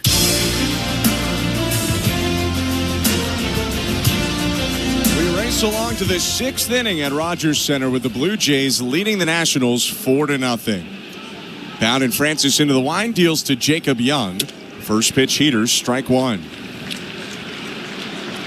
Welcome to the Timber Mart broadcast booth. I'm Ben Schulman alongside Chris LaRue. Francis with a breath, shakes off one side, now gets into the windup. His 0-1. Curveball froze him for called strike two. That first fastball to Young from Bowden Francis was 91 miles an hour. But the thing that makes it so effective, it's just really, really well located on the black, inside, almost unhittable. We saw last year as the year went on, the velocity diminished for Francis, throwing over 100 innings in the majors, but the success did not diminish at all. 0-2. Fastball at 94, just missed low of the knees. It's still in there. That mid-90s fastball is still in there. Like you said, 94 miles an hour. He would just rather locate the pitch than have the high velocity. Is 1-2, foul tip, strike three. 93 elevated, fourth strikeout of the day for Francis, and he'll go third time through now as there's one out and C.J. Abrams is coming up. Let's go to the St. Louis Bar and Grill out-of-town scoreboard quickly. Cleveland takes on San Diego later. Luis Ortiz making his Cleveland debut. Kyle Hart making his season debut for the Padres. That one at 9:40. First pitch to Abrams, called strike 0-1. And the reason, by the way, all of our out-of-town scores brought to you by St. Louis Bar and Grill. The reason we mentioned the Padres, the team that Abrams debuted with in a trade with the Padres, has stocked up about half of this Nationals roster, it feels like. Next pitch up and in, 1-1. You look back to the Juan Soto deal when he was traded away from Washington to San Diego, and you will find a ton of current Nationals involved in that deal. The 1-1. Swing and a deep drive, right field, and that ball's gone in a hurry. No hitter broken up in the 6th inning with one out. C.J. Abrams with a smash out to right for his first home run of the season. Well, that actually wasn't a terrible pitch. It was almost like C.J. Abrams was waiting on it, knew that pitch was coming. It was a split finger down and away in the strike zone at the bottom corner, but C.J. Abrams was right on it. And I'm sure Bowden Francis right now is kicking himself, probably thinking I should have come in with a four-seamer, tied him up a little bit, but not the end of the world. Just one, and the Blue Jays are up 4-1. One out, bases empty, top of the 6th. Here's James Wood. The pitch. High and outside, ball one. Can continue talking about that big San Diego-Washington deal with Abrams homering and Wood up now. Both of those guys involved in the 2022 deal. Next pitch is hit in the air deep left. Roden racing back at the warning track, at the wall, and Wood has gone deep. The Nats have gone back-to-back. 4-2 is the score after Wood sends out his first home run of the season. A big blast to the opposite field. Yeah, that's just a good swing from James Wood. He has a ton of power, 107 miles an hour off the bat, a fastball on the outside part of the plate, and he just goes with it and hammers it just beyond the left field fence. That's a good swing from a big boy. That's going to prompt Pete Walker to come out to the mound. You can see why the Nationals wanted these two guys when they traded away Juan Soto and Josh Bell, who's now a National once again. They brought in Wood, Abrams, Mackenzie Gore, Luke Voigt, and a little bit more of a salary move, and then two fairly highly touted prospects, Robert Hassel III and Yarlin Susana, who are both still in the Washington system. Of course, it's been a wild ride if you look at the last 6-7 years of Nationals baseball, from a World Series triumph to a lot of struggles in recent seasons. But after making some big deals, it feels like the Nationals are starting to come on the way back up. 4-2, the Blue Jays lead. Pete Walker back in the dugout. 1 out, bases empty, top of the 6th. And Keibert Ruiz is up. He's the result of another big Nats trade, the one that sent Scherzer and Trey Turner to the Dodgers. The pitch, called strike, 0-1. There's a ton of upside if you look at this roster. You might not recognize some of the names, but I can guarantee you in a couple of years they're going to be a good squad. 0-1. Breaking ball, hit on a bounce to second. Guerrero has to race back to first. He'll get there in time for Jimenez to throw over to him. 2 outs.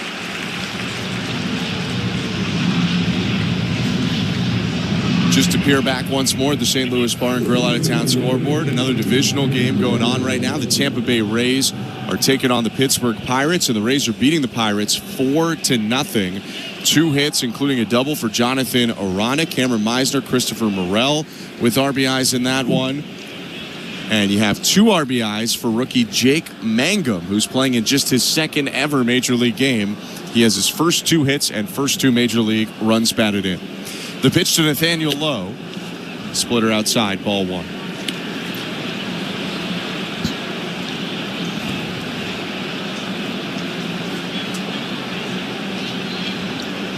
Lowe stiff in his stance, slightly waves the bat back and forth. The 1-0. Swing and a hard foul ball into the second deck, foul off to the left. 1-1. We should probably keep an eye on that pitch count. Francis just threw his 80th pitch of the ball game. Maybe 90, 95 is what I'm thinking.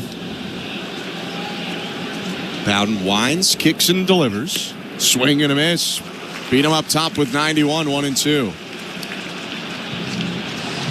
As you mentioned that, the Blue Jays do have double barrel action going on in the bullpen in left field. Lefty Mason Fluharty, who's awaiting a Major League debut, and side-arming righty Nick Sandlin, both getting loose. The 1-2. Hit foul into the Blue Jays' third base dugout. That's such a tough pitch. You can tell Nathaniel Lowe is thinking something off speed, probably a split finger down. And then Bowden Francis, Alejandro Kirk, throw that little cut fastball up and in, just ties him up. What an awkward swing. And he hit the target there perfectly, or would have if it wasn't fouled off. Another 1-2. Went to the same spot. This time Lowe lays off on the fastball up and in. And I'm sure Nathaniel Lowe is thinking there's no way they throw that pitch again. I'd throw that pitch again. So you throw it again? Yeah, I like that. The 2-2. They went to the splitter and bounced it, ball 3. Yeah, that's not a bad pitch either, though. Go with old reliable.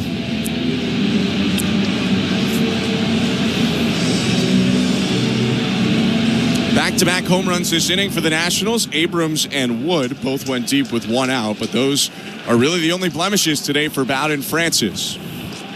With 2 outs, his 3-2 in the dirt, ball 4. He'll walk low there on a splitter, and we'll see if he gets to continue in this inning.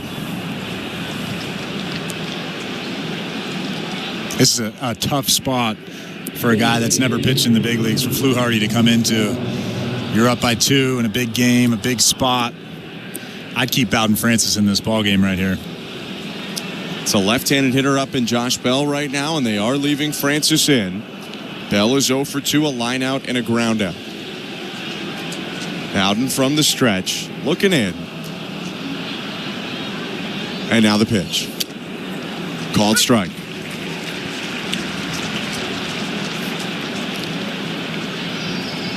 Bell struggling out of the gates. He's 1 for 14 to start the year, although the one hit a 3-run homer in yesterday's win for the Nationals over the Philadelphia Phillies. The 0-1. Low with the splitter, 1 ball, 1 strike.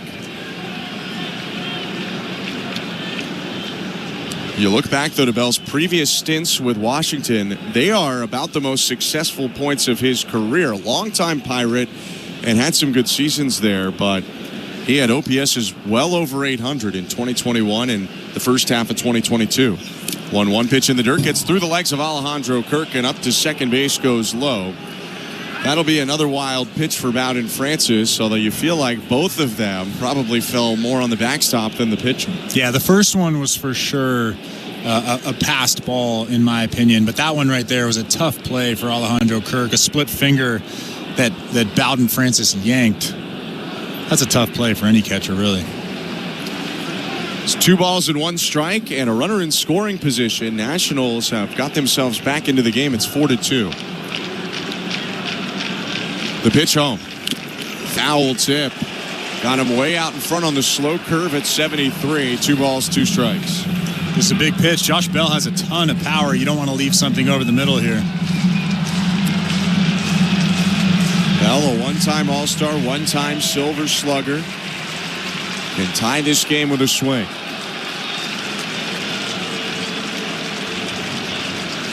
The 2-2. Swing and a foul off to the left. Good pitch. Even though that pitch ran back over the middle of the plate, it was a 94-mile-an-hour fastball. It still was a pitch that Josh Bell wasn't expecting. Josh Bell was expecting something off speed, tied him up with that fastball. 90 pitches today for Francis, who's in the set. The 2-2. Hit on the ground, speared by Francis, just left of the mound. He'll flip to first to end the inning. Back-to-back homers for the Nationals. They get 2. But how about 6 innings of 2-run ball for Bowden Francis in his season debut? Blue Jays up 4-2, middle of the 6th. You're listening to Blue Jays Baseball, brought to you by your local family-owned Crown Rust Control Center. Streaming on the Sportsnet app and the Sportsnet Radio Network. After 7 years away, It started with a choice, a friendship, and some acoustic instruments. Mumford & Sons returned with a new album. Rushmere. And return to their roots. It felt like when we were starting out. Hear the story behind Rushmere, their complete catalog and rarities, and songs they handpicked for you. On our very own channel, Mumford & Sons Radio. Now for a limited time on Channel 79 and at home with the SiriusXM app. I'm Mike Farron. If you're like me, you love baseball. You love talking baseball with your friends, and your partner on the radio is the former general manager of the Mets. This is Jim Duquette. Join me and Mike weekdays at 10 Eastern for Power Alley on MLB Network Radio. It's baseball, and more baseball. 100% in-depth baseball talk. We spent an entire week once on pulled pork recipes. It's 95% in-depth baseball talk on Power Alley. Weekdays, 10 Eastern, MLB Network Radio, SiriusXM Channel 89. Hear the Masters exclusively on SiriusXM. Hi, this is Mike Tirico, and there's nothing like the Masters. Rory McIlroy, he's thinking grand slam. The beauty of the azaleas, the passion of the patrons, and the best golfers in the world vying for a green jacket. For birdie, 16, it's on the way and in. Scotty Scheffler can put one arm in the jacket now. It all makes for one of the most iconic weekends in sports. Join me for live coverage of the Masters beginning Thursday, April 10th on Masters Radio, Channel 92 in the car, and the SiriusXM app. Fantasy Sports Radio is helping you win whichever fantasy sport you play. Right now on Channel 87 and always on the SiriusXM app. Say you will. Michael Soroka back out for the bottom of the 6th. First pitch to Andres Jimenez, called a strike, 0-1. 4-2 for the Blue Jays after 2 home runs by Washington in the top half of the inning. Soroka kicks, releases. And the 0-1 is sprayed foul to the left, 0-2.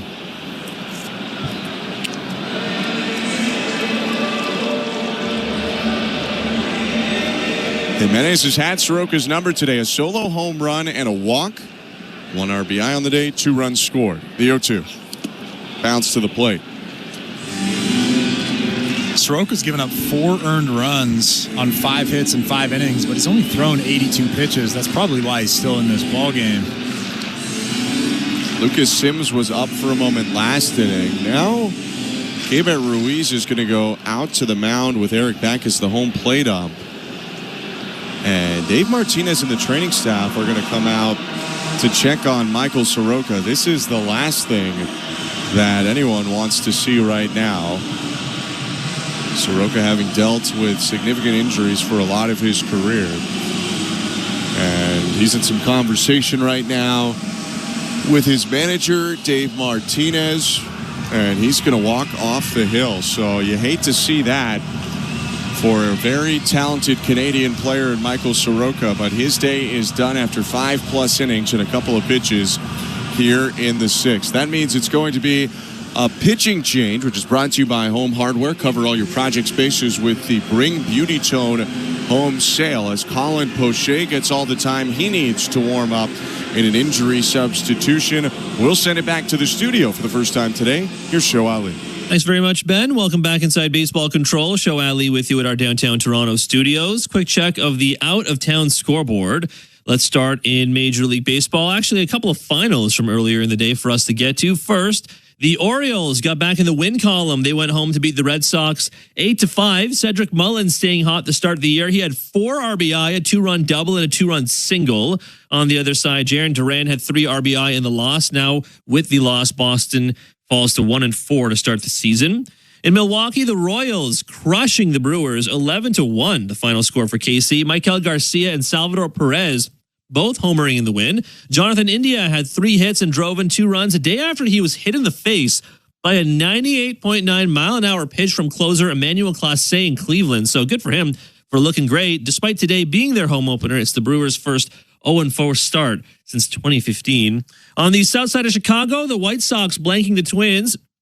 9-0 they beat Minnesota. Andrew Vaughn and Andrew Benintendi hit 3-run bombs in the first and second innings respectively. Martin Perez had 6 hitless in his debut for the White Sox. The Twins fall to 0-4. Their worst start since that 2016 team lost 9 in a row to begin the year. And over at Citizens Bank Park, the Phillies thumping the Rockies 6-1. Kyle Schwarber hitting a 436-foot home run to make it 4-1 later in the game. Max Kepler and Nick Castellanos hitting back-to-back jacks. In the 8th, Phillies are now 3-1 to start the year. And some news out of Atlanta. They will play the Dodgers later tonight. But one of their newest signings will not be available. 2024 All-Star Jurickson Profar has tested positive for a banned substance and will begin an 80-game suspension today. He will be eligible to return to the Braves on June 29th against the Phillies, but will be ineligible for the 2025 postseason as a part of this suspension. Over in the NHL, we have 4 games on the calendar tonight. Wild at Devils going on right now. New Jersey is up 1-0 in the second period intermission. Luke Hughes, the only goal in that one. Predators at Flyers. Phillies currently up 2-1, also in the second period intermission. Elsewhere, Flames at Avs. That game just getting started. Right now, actually. You can listen to it on Sportsnet 960 The Fan. Post-game coverage will follow on the radio. Stars at Kraken will go at 10 Eastern, 7 Pacific. The Habs, Sens, Oilers, and Jets will all get back in action tomorrow. The Flames will also continue tomorrow for the back-to-back. Leafs and Canucks are off until Wednesday. And over in the NBA, the regular season coming to a close in the next few weeks. The Raptors thumping the Sixers 127-109 last night. RJ Barrett with 31 points, 5 assists, 5 rebounds in the win. They are now 28-47 on the season with 7 games to go. They get back in action tomorrow night against the Bulls in Chicago. The St. Louis Bar and Grill out-of-town scoreboard will continue checking in on that throughout the evening. Blue Jays baseball, however, is brought to you by Crown Rust Protection. Let's get you back to the action. Let's get back down to the Dome at the Rogers Center. Here's Ben Schulman and Chris LaRue.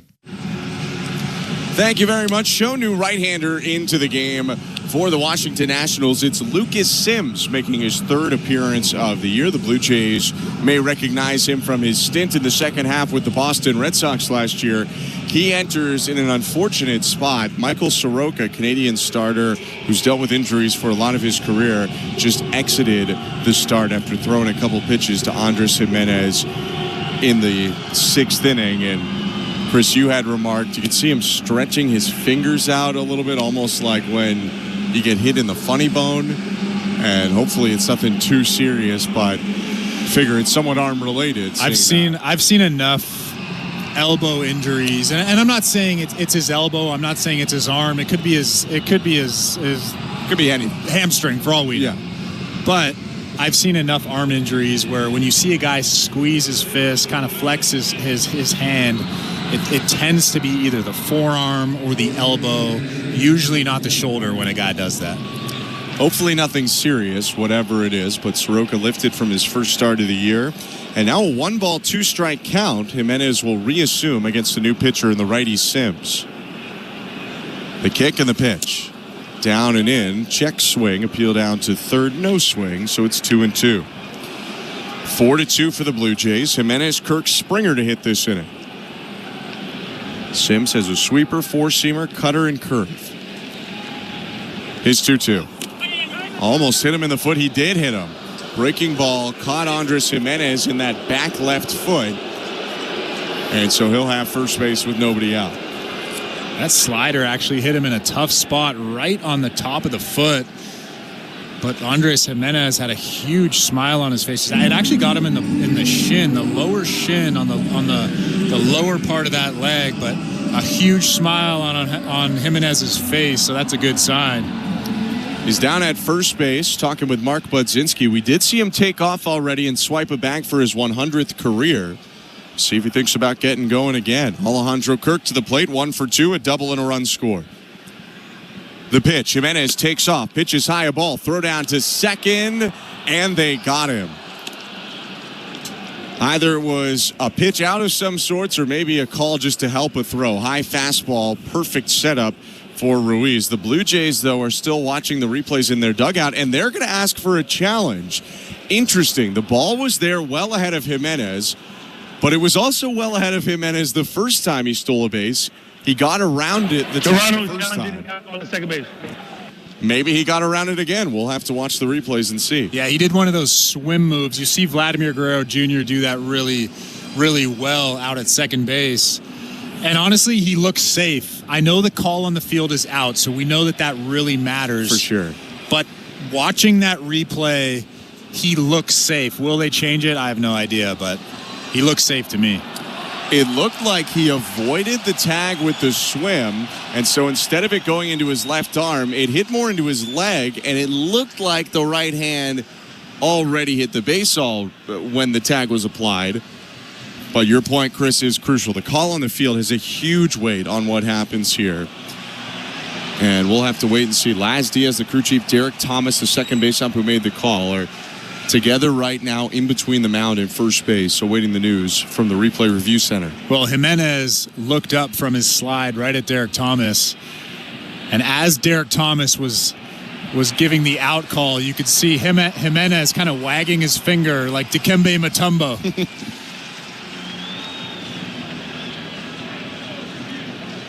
Continuing to get looks right now as Lucas Sims throws to stay loose. Call on the field is that he was caught stealing. The pitch was a ball. So either it's 1 out and nobody on, or the Blue Jays have a favorable spot where it's a runner on second, nobody out, and Kirk has a 1-0 count. Looks like they're getting word right now. After the call says the runner's out, Toronto's a challenge. Call's going to stand there. Blue Jays fans don't like it, but we cannot stress enough how important the call on the field is. Could I tell you that 100% I knew he was safe? I don't think so, and because of that, he's going to be out, and Jimenez caught stealing, so there's 1 down with the bases empty. But I'll tell you this much. If the call on the field was safe, he would have been safe. I agree.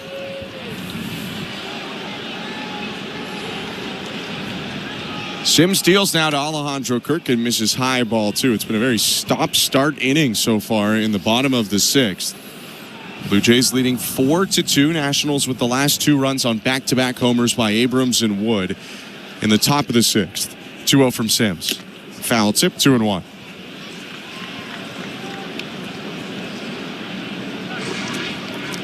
Sims, a longtime reliever for the Cincinnati Reds, actually came up with the Braves, being a first-round draft pick by Atlanta.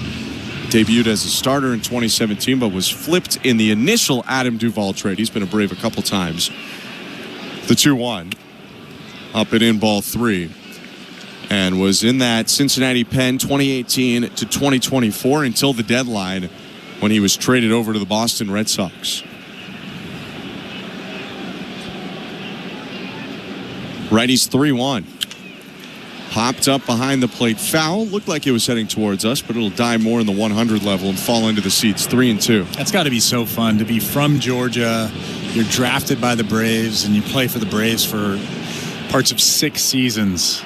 I mean, I think Braves country is some of the most passionate fans in the major leagues, even more passionate than the New York Yankees fans. 3-2, hit on the ground, backs up to Young at third, long throw over to first, gets his former teammate Alejandro Kirk by his step, and there are 2 outs. Kirk got down that line. No comment. All right.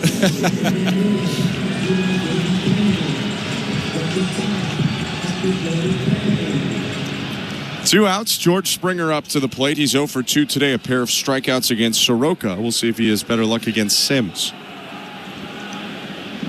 The pitch. Hit foul 0-1. Not only does Sims have the big fastball and the big sweeper, that last heater at 97, but he's a little bit awkward in the way he sets up. Very closed. Knee comes up pretty high. Just a unique way to deliver the ball to home.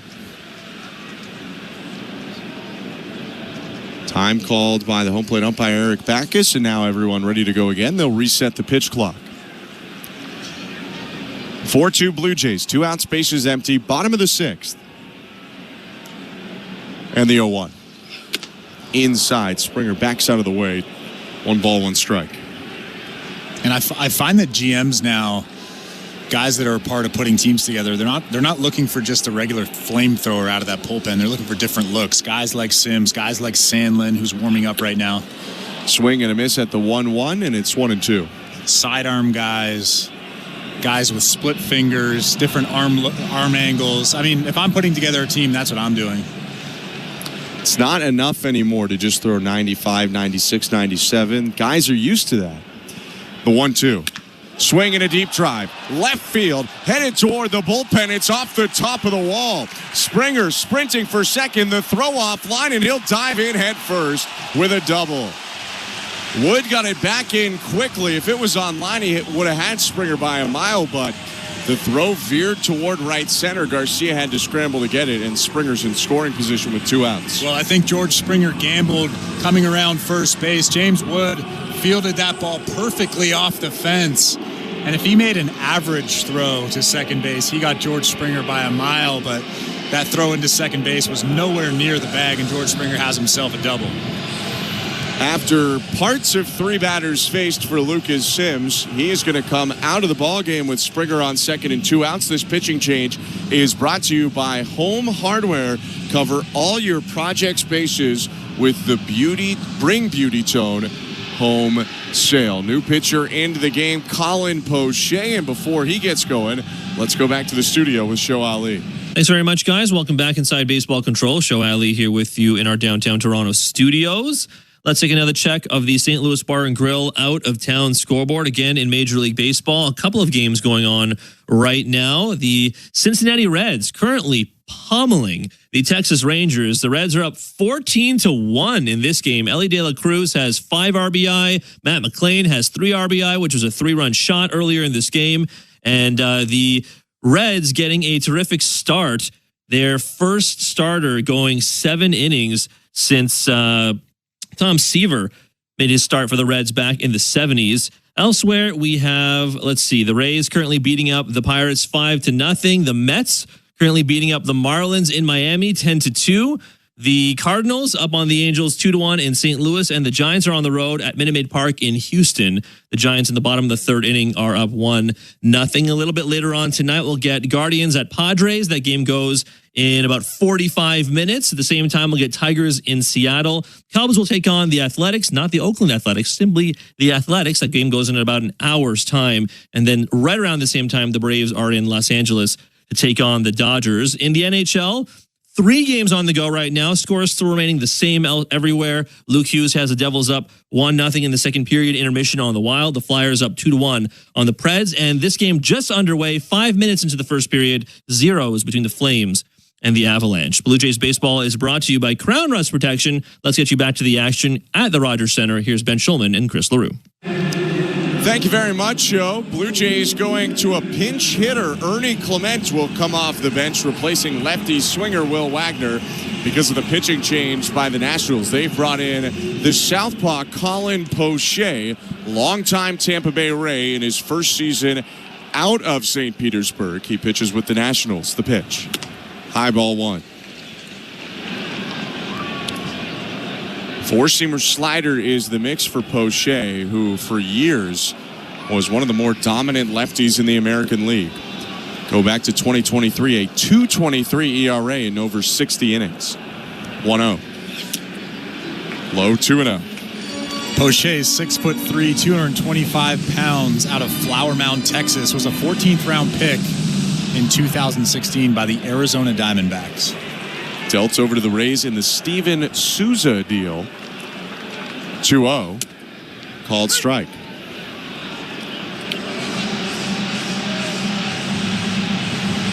Springer on second with 2 outs. Blue Jays up 4-2 on the Washington Nationals, trying to add to the lead. The 2-1. Down and in ball 3. Poche's the second reliever this inning for the Nationals after Michael Soroka had to exit due to injury. Lucas Sims came in, hit a batter, but Jimenez was caught stealing, got a ground out, and then allowed a double. The 3-1 offering.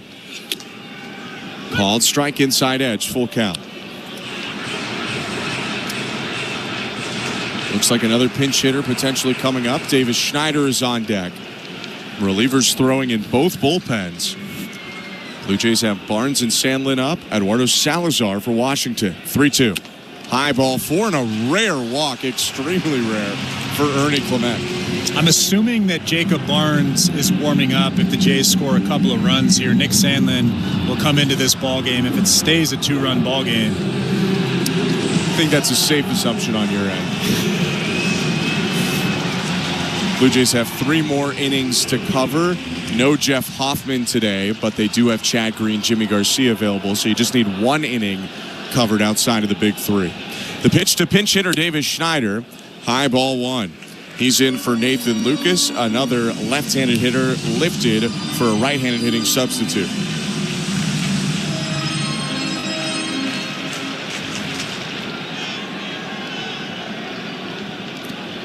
First and second, 2 down. Poche looks at second, deals, and misses up top again. Some arm side high misses from Poche. It's 2-0. Ruiz really trying to frame that pitch. Kind of annoying for me as a pitcher and a former catcher. I hate when catchers really move that glove. Ruiz moved it quite a bit. The 2-0.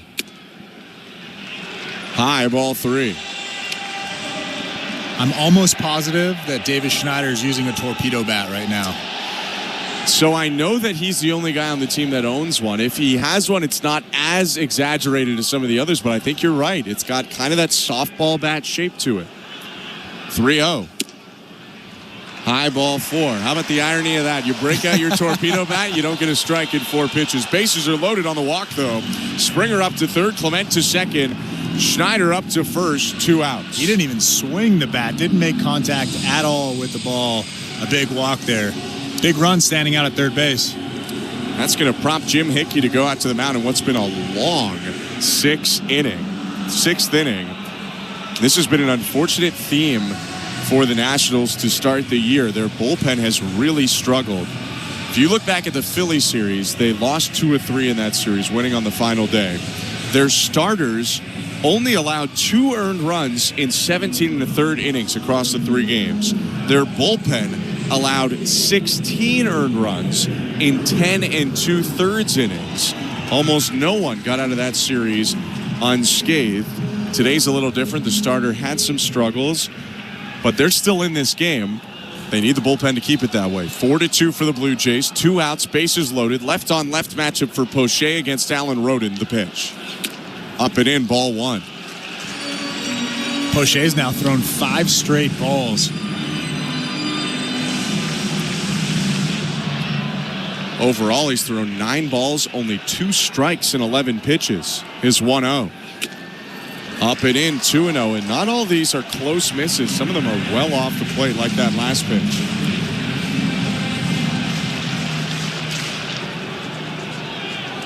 Rodin 1 for 2 today, a double and a run score.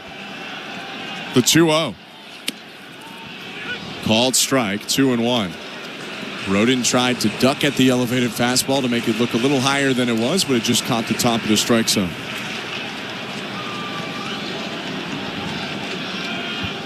Poche kicks and deals. Rodin pops it up.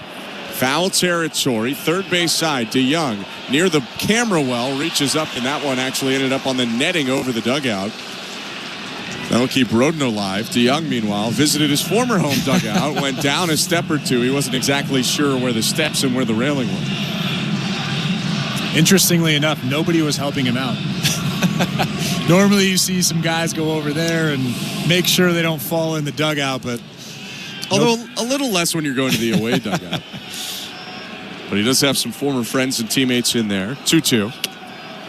Just outside, ball 3. Poche a little bit frustrated on that one. You could understand why, although it did look to be the right call from Eric Backus. Yeah, Poche's begging just a little bit. All 3 runners will be off on the pitch. Full count, 2 out, bases loaded, Blue Jays. 4-2 lead, bottom of the 6th. Poche's pitch to Rodin. Swing and a pop-up, middle of the infield. DeYoung called off by Abrams. The shortstop makes the catch and ends the inning. The Blue Jays with a hit, a pair of walks, even a hit batter, but they do not score. They leave 3 on, and it's still a close one, 4-2 Toronto, as we go to the 7th. You're listening to Blue Jays Baseball, brought to you by your local family-owned Crown Rust Control Center, streaming at sportsnet.ca and the Sportsnet Radio Network. Here at Home Hardware's Bring Beauty Tone Home Reno Sale, everyone's saving on everything they need to tackle their reno project, like bringing their living room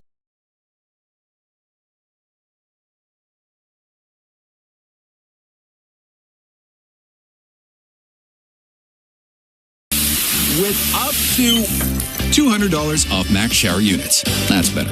Earn and redeem Scene Plus points during the Bring Beauty Tone Home Reno Sale. On now at Home Hardware and Building Centers. Enter night mode. It's a stylish Friday night in the city. Every Friday home game.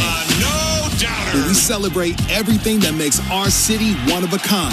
Anything to catch. Would you always feel like part of the show? Or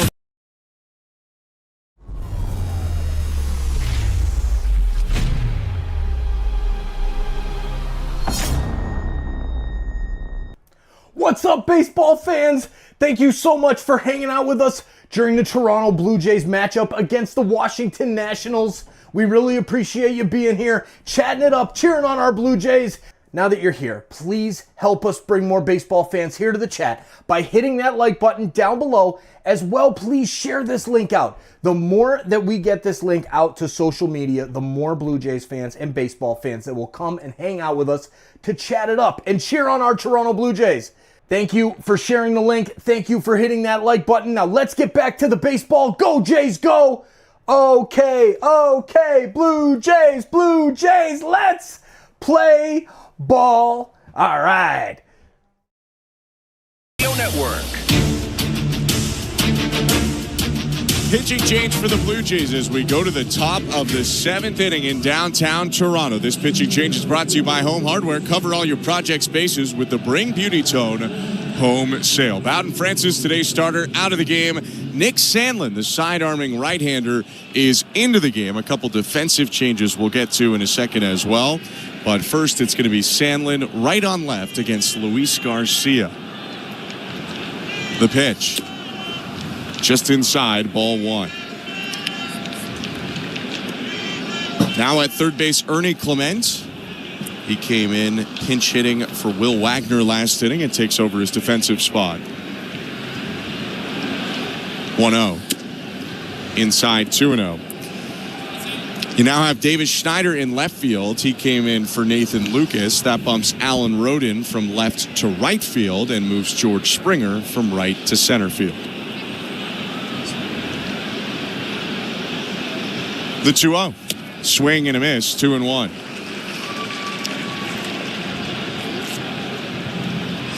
Blue Jays still have Miles Straw and Tyler Heineman on their bench, by the way. Toronto up 4-2. A great day for Bowden Francis.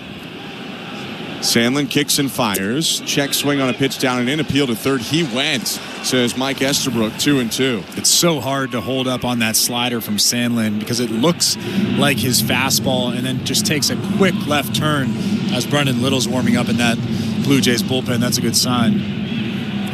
Little went yesterday for the Blue Jays and was good. Sandlin had the day off in Toronto's win yesterday over the Orioles. This is his third appearance of the year. The 2-2. Swing and a miss, strike three.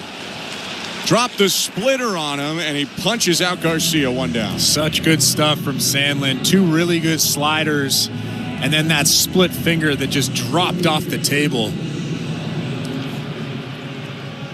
That is the pitch that we all heard about after the Blue Jays acquired Nick Sandlin with Andres Jimenez for Spencer Horwitz. He deals to Paul DeYoung. Slider down and away, ball one.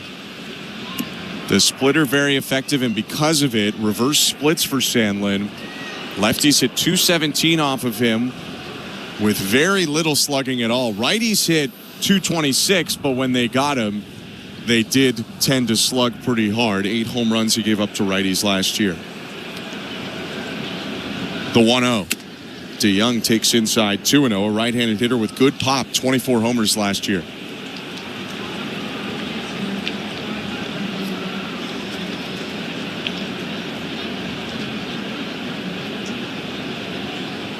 Sandlin sets, glove pressed up to his chest. The 2-0. Swing and a miss, 2-1.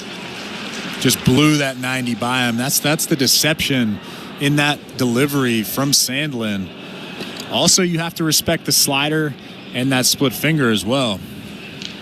And he'll throw fastball, slider, and splitter to both sides. Next pitch, swing and a miss by DeYoung. He was fooled by that slider, tried to hold up, could not. 2-2. And that's the beauty of that slider. It looks like a fastball and then just takes a quick left turn. Paul DeYoung with an awkward swing way out in front of it.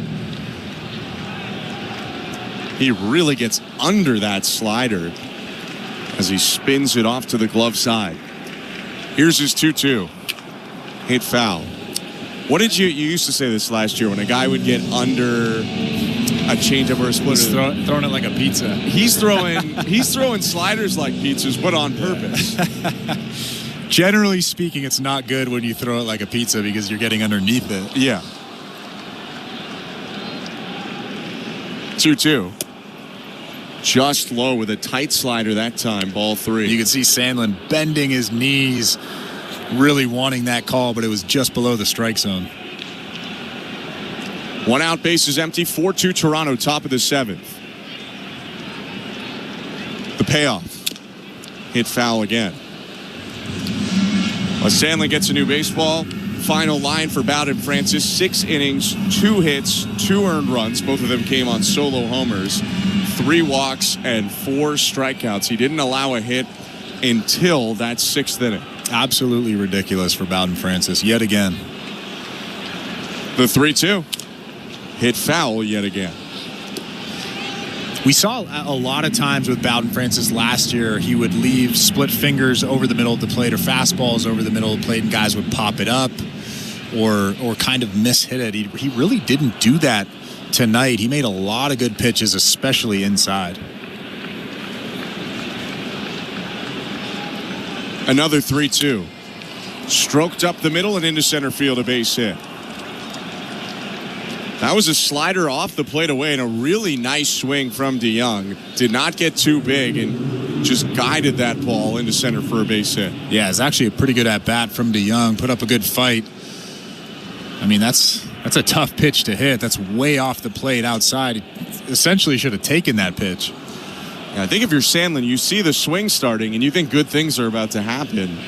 But DeYoung with the single, he's on first. Dylan Cruz up. 0 for 13 on the year. Sandlin's pitch. Just inside, ball 1. You mentioned, though, with Francis, though, and him looking potentially even better than some of the times we saw him last year. I remember talking to him early in spring And it's just such a different spring for him this past year than usual. The 1-0. Called strike. He said he had more fun and was having more fun at the time than he'd ever had because spring wasn't about a stressful competition. It wasn't about every pitch, meaning the difference between being a major leaguer and not. He actually got to work on stuff in the spring. The 1-1. Slider for a called strike, 1-2. Yeah, I mean, he wasn't looking over his shoulder. And guys that are competing for jobs, spring training after spring training, like Bowden has been over the last couple of years, it wears on you. And to be able to come to spring training in Dunedin and actually have fun, that is a great feeling. 1-2 count. Sandlin kicks, delivers. Swing and a miss. Strike 3. Got Cruz to chase the slider away. 2 down. You can see Cruz was expecting something sinking in, maybe a split finger or a fastball in the inside part of the plate, and Sandlin just flipped that breaking ball in there way off the plate outside. Cruz, no chance. So 2 down. Just 1 out away from OK Blue Jays at Rogers Center, and Toronto's up 4-2. Jacob Young, the number 9 hitter to the plate. Clements in, watching a bunt. Runner on first. Sandlin's pitch. Inside, ball 1. Is there any chance that Cruz goes back to AAA? I wouldn't say it's 100% that he sticks around. He had a very quick ascension to the majors. 1-0. Swing and a miss, 1-1. Now on the other side of that, while people think the Nationals are more on the way up than down, I don't think many consider them much of a contender this year. Maybe they just let him continue at the major league level, but it's been a really tough start. 0 for 14, 9 strikeouts. The 1-1. Outside, 2-1. I mean, we saw last year with Jackson Holliday, there is no prospect too big to go back down to the minor leagues. If a team really thinks that it's the best for you and you have options, they're going to send you down. The Nationals gave Dylan Cruz $9 million out of LSU. That is so much money. Number 2 overall pick. The 2-1. Called strike, 2-2.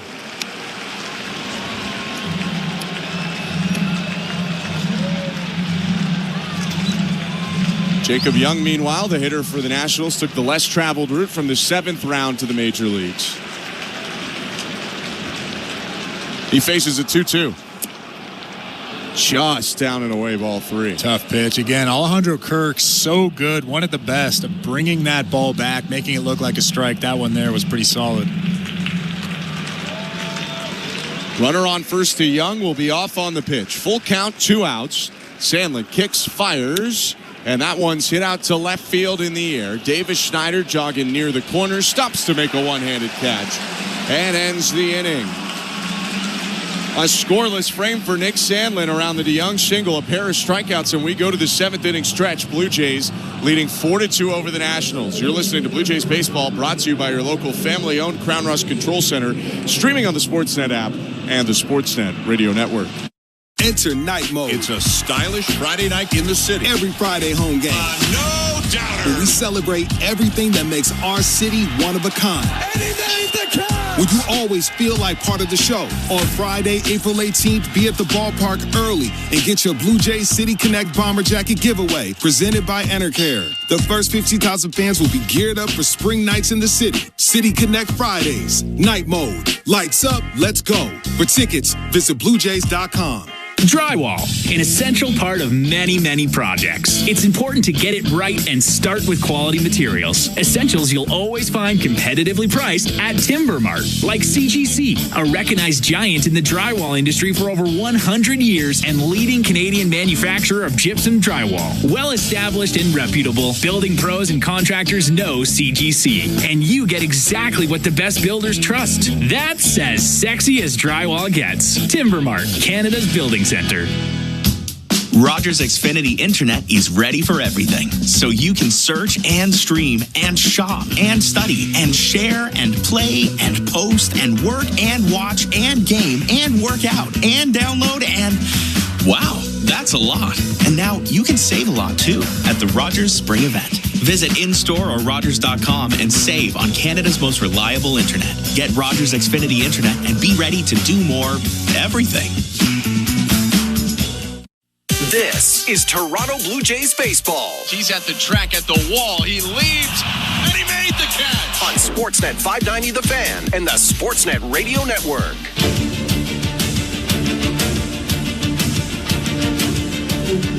Bottom of the 7th and a pitching change for the Washington Nationals. Brought to you by Home Hardware. Cover all your project spaces with the Bring Beauty Tone home sale. Right-hander Eduardo Salazar is into the game. Venezuelan enters in the bottom of the 7th with the Blue Jays up 4-2 on the Nationals in the top of the order coming up for Toronto. Salazar from the stretch, a breath in the pitch. Low ball 1. Third appearance of the year for the right-hander, who hasn't allowed a run of his own yet. 3 hits and a walk given up in 2 innings of work. The 1-0. Check swing. Pitch was just off the plate outside. 2-0.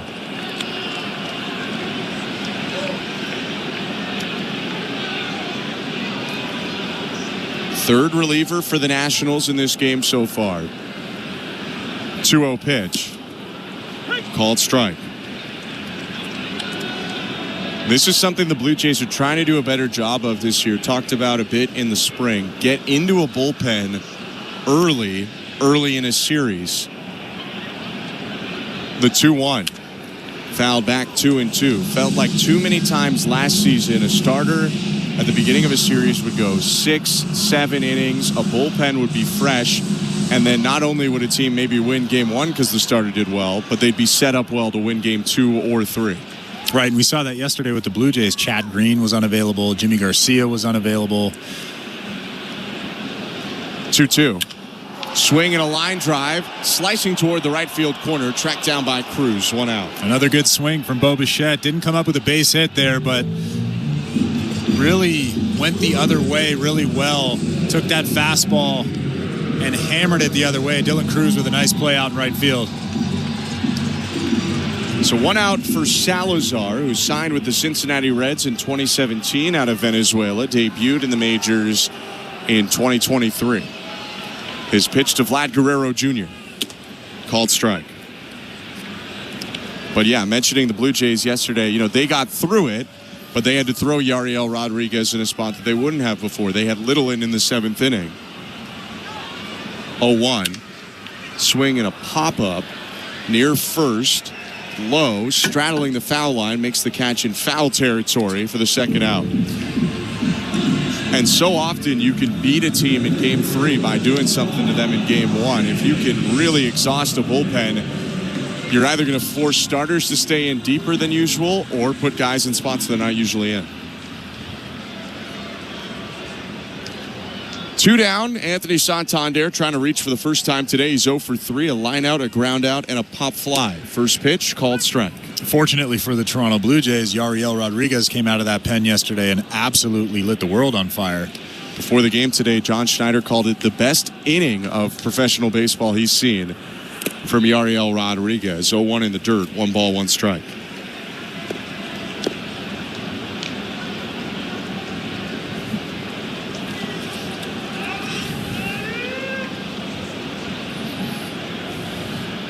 Santander, the switch hitter, batting from the left side. The 1-1. Hit foul over the screen left side. Out of play, 1-2.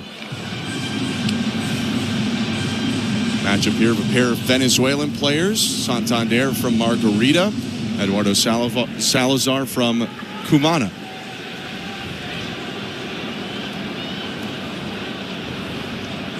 The 1-2.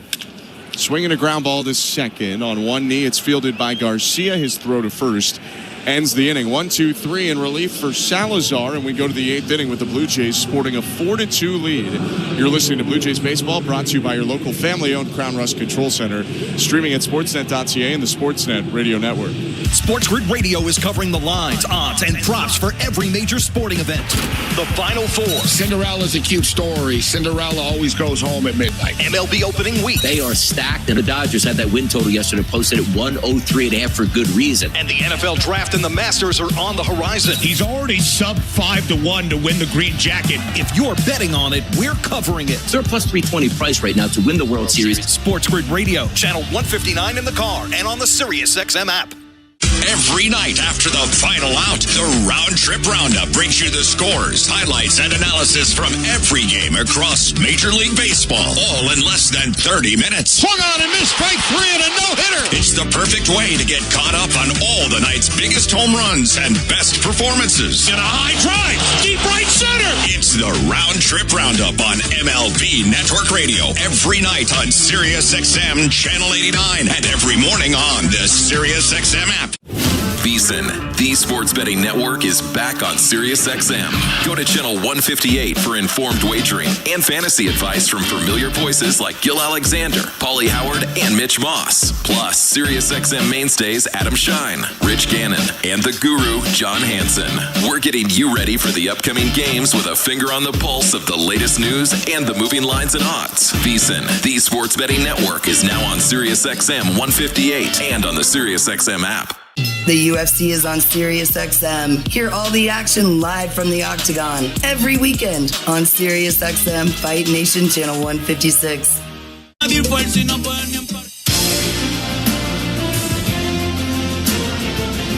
Welcome to the Timbermart Broadcast Booth. I'm Ben Schulman alongside Chris LaRue, Show Ali, our host and producer tonight, Luke Swadron, Tom Young, Stephen Coyle, our technical directors. Appreciate you tuning into this one. Late and close is what this game is. Top of the 8th inning, 4-2 Blue Jays over the Washington Nationals. And a pitching change for Toronto, brought to you by Home Hardware. Cover all your project spaces with the Bring Beauty Tone home sale.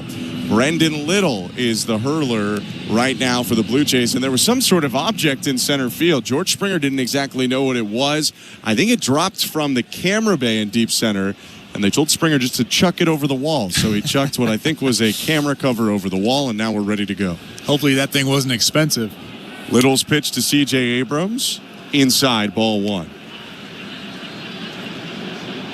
Back-to-back days for Brendan Little for the first time this year. He threw a scoreless inning of relief, 2 groundouts and a lineout yesterday. 1-0. Ground ball hit to first. Guerrero ranged a long way, throws back to Little, who steps on the bag for the out.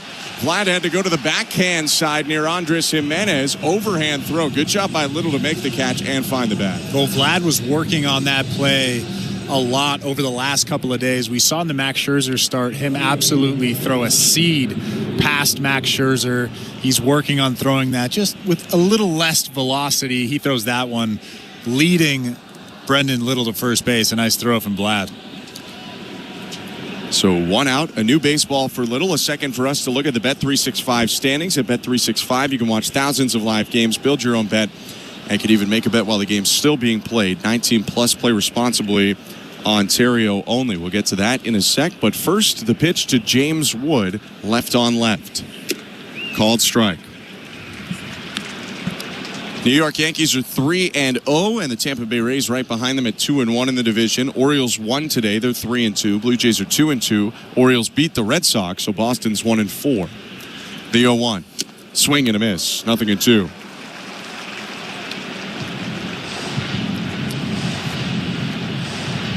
Nationals entered today 1-2. Trying to get to 500. 0-2 pitch in the dirt. In fact, Washington has lost 3 or more of its first 4 games of a season each of the last 6 years. World Series champions in 2019. It has been a tough run. Pardon me, each of the last 5 years, it's been a tough run for them since. Next pitch in the dirt, 2-2.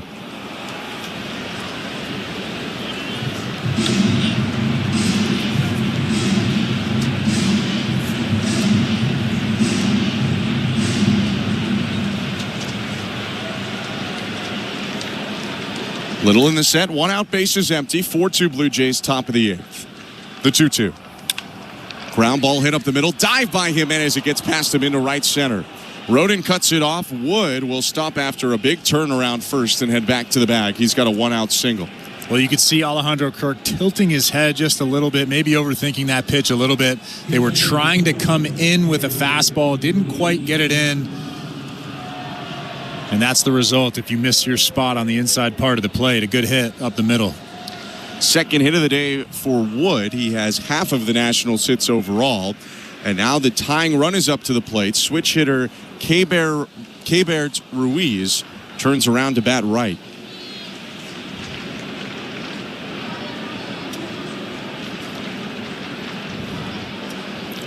In his career, a slightly better average as a right-handed hitter, but less power for Ruiz. First pitch, swing and a miss. Tied him up with a fastball in on the hands, 0-1.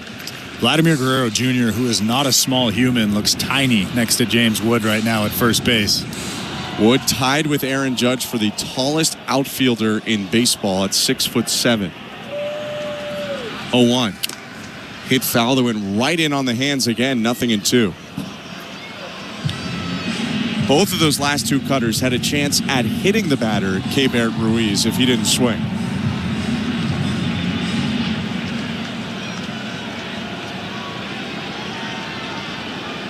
Little checks first in the 0-2. In the dirt, blocked by Kirk. Good job blocking right there. That's a big run out at first base. The Nationals are still in this ballgame, just down by 2 runs in the 8th inning here. Every little run counts. It's felt like the Blue Jays were up more because they were up 4-0 before the Nationals got a hit. But one swing could tie it here from Ruiz, who's homered twice this year. Next pitch is ripped to left field, down for a base hit. Fielded on a bounce by Schneider. Wood up to second. Back-to-back singles for the Nationals, who now have the go-ahead run about to come up. Yeah, again, they were trying to really pound Ruiz in. Like you said, those were cutters on the inside part, way off the plate. They tried to go in there again, and it actually wasn't a bad pitch, up and in. Ruiz almost just expecting that after seeing 2 of them earlier on in the at-bat, and he hammered that thing into left field. Yeah, might have gone to the well just one too many times with the cutter up and in. And now Nathaniel Lowe, another guy off to a great start, has a chance to flip the game. Tying run on first, Lowe the go-ahead run. 4-2 Blue Jays, 1 out the pitch. Swing and a miss.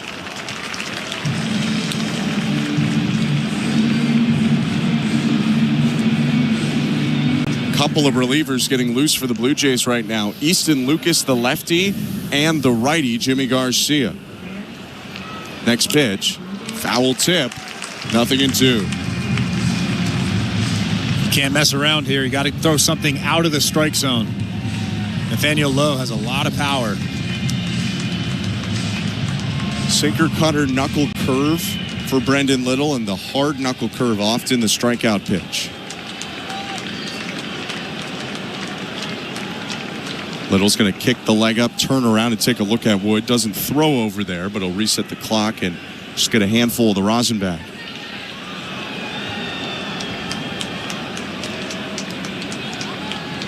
Little set again. A look at second. 2-strike offering.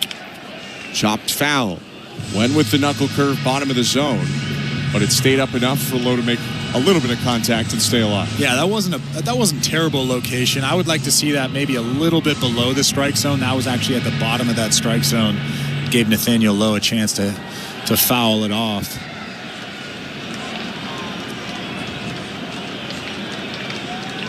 Another 0-2. Swing and a miss, strike 3. That was the curve he wanted. Down and away off the plate. Lowe chases 2 down. Such a good pitch. I've said it before, but Brendan Little has some of the best stuff I've seen. That good sinking fastball, that hard knuckle curveball. That one right there was 88 miles an hour. Nathaniel Lowe with the wild swing. Before Josh Bell comes up to the plate, Pete Walker's going to go out to the mound and talk to his reliever, Brendan Little. It'll be another switch hitter turning around to bat right in Josh Bell, who's batted from the left side in all of his previous plate appearances. Bell has been a pretty even hitter from the left side and the right side in his career. He's slightly better the other way, But this is not a weak side for Josh Bell. He's got a career .766 OPS batting as a right-handed hitter. Yeah, I think he's got pretty good power from both sides of the plate. 19 homers last year, 71 RBIs. Just don't leave one over the middle. 172 career home runs for the longtime Pirate Bell. The pitch hit foul, 0-1.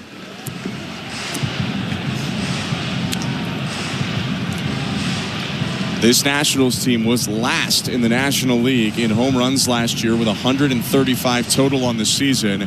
Bringing in Bell was a way to try to fix that. First and second, 2 down, 4-2 Toronto. The 0-1. Swing and a miss. Looked like he just beat him with that high cutter, 0-2. It's a wild swing from Josh Bell.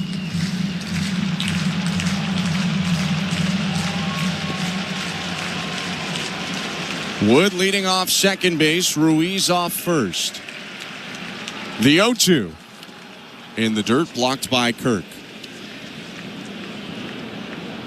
Counts now, ball and 2 strikes.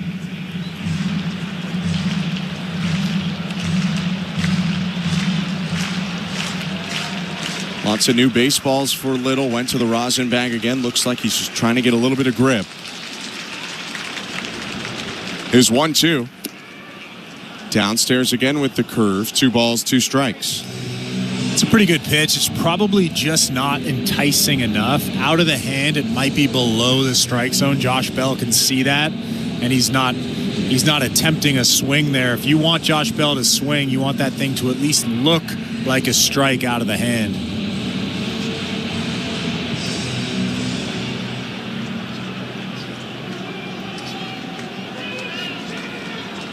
Bell standing on the toes of his lead left foot, points the tip of the bat down toward the dirt over his right shoulder. With 2 outs, the 2-2. Swing and a high fly ball, deep left field. Schneider racing into the corner, and he makes the grab just in fair territory to end the inning. Bell just missed a game-flipping home run, but it's a scoreless inning for Brendan Little, and we go to the bottom of the 8th. Jimenez, Kirk, Springer bat next with the Blue Jays, up 4-2. You're listening to Blue Jays Baseball, brought to you by your local family-owned Crown Rust Control Center, streaming at sportsnet.ca and the Sportsnet Radio Network. Gary, do you ever wonder why we fly north every year? Obviously, it's because of Armstrong bird food. I thought it was because of the weather or migration or something. Oh, Steve, you need to spread those wings and open your eyes, partner. Truth is, it's the seeds, the nuts, the berries, the good stuff. Armstrong's got it all. So all this time, you've been chasing snacks? Bingo! You think I'd flap these wings thousands of miles for anything else? Armstrong, Canada's premier...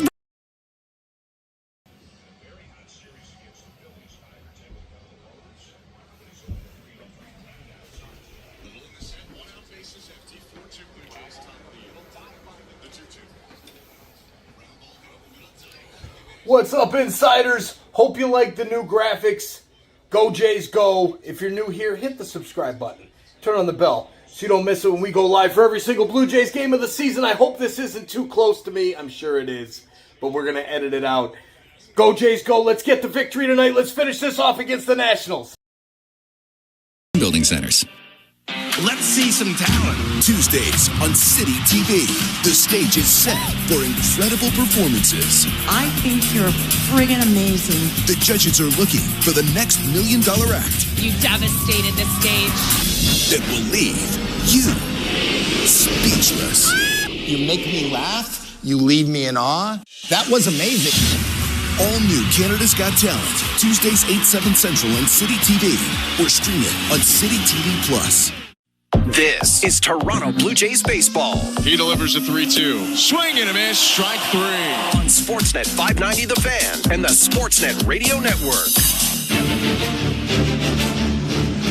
This copyrighted broadcast is presented by authority of Rogers Blue Jays Baseball Partnership. It may not be reproduced or retransmitted in any form, and the accounts and descriptions of this game may not be disseminated without the express written consent of Rogers Blue Jays Baseball Partnership or the Sportsnet Radio Network.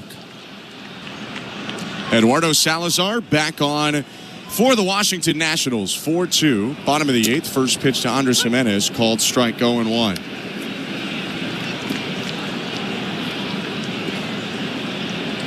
Nats had Jose A. Ferrer up in their bullpen as they were hitting last inning, but they've sat him down. 0-1.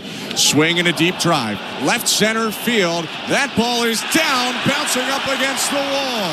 Jimenez jogs into second, and the power just oozes out of his bat right now. That's a double. His first of the game, second of the season, and second extra base hit tonight. Well, the best thing about what he's doing right now is he's using the whole field. That was a fastball that was left up by Salazar, and Andres Jimenez just hammered that thing to the gap in left center. His swing just looks so good right now, and the best part about it is he's not trying to do too much. He just hit that ball where it was pitched, and he's got himself a leadoff double. Ball was way up there. That's kind of a softball swing when you get the high pitch and drive it. Jimenez has been on all 4 times tonight. Here's Alejandro Kirk.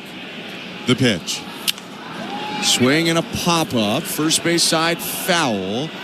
And into the seats. Do you have Andres Jimenez on your fantasy team?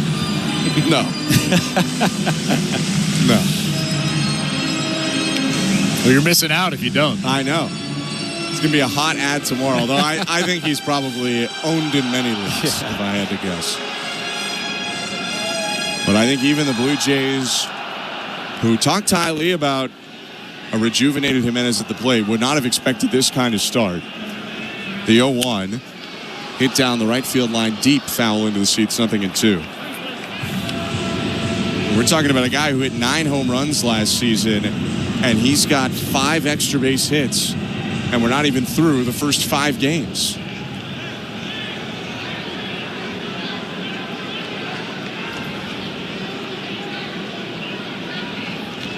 Jimenez on second, talking with Luis Garcia Jr.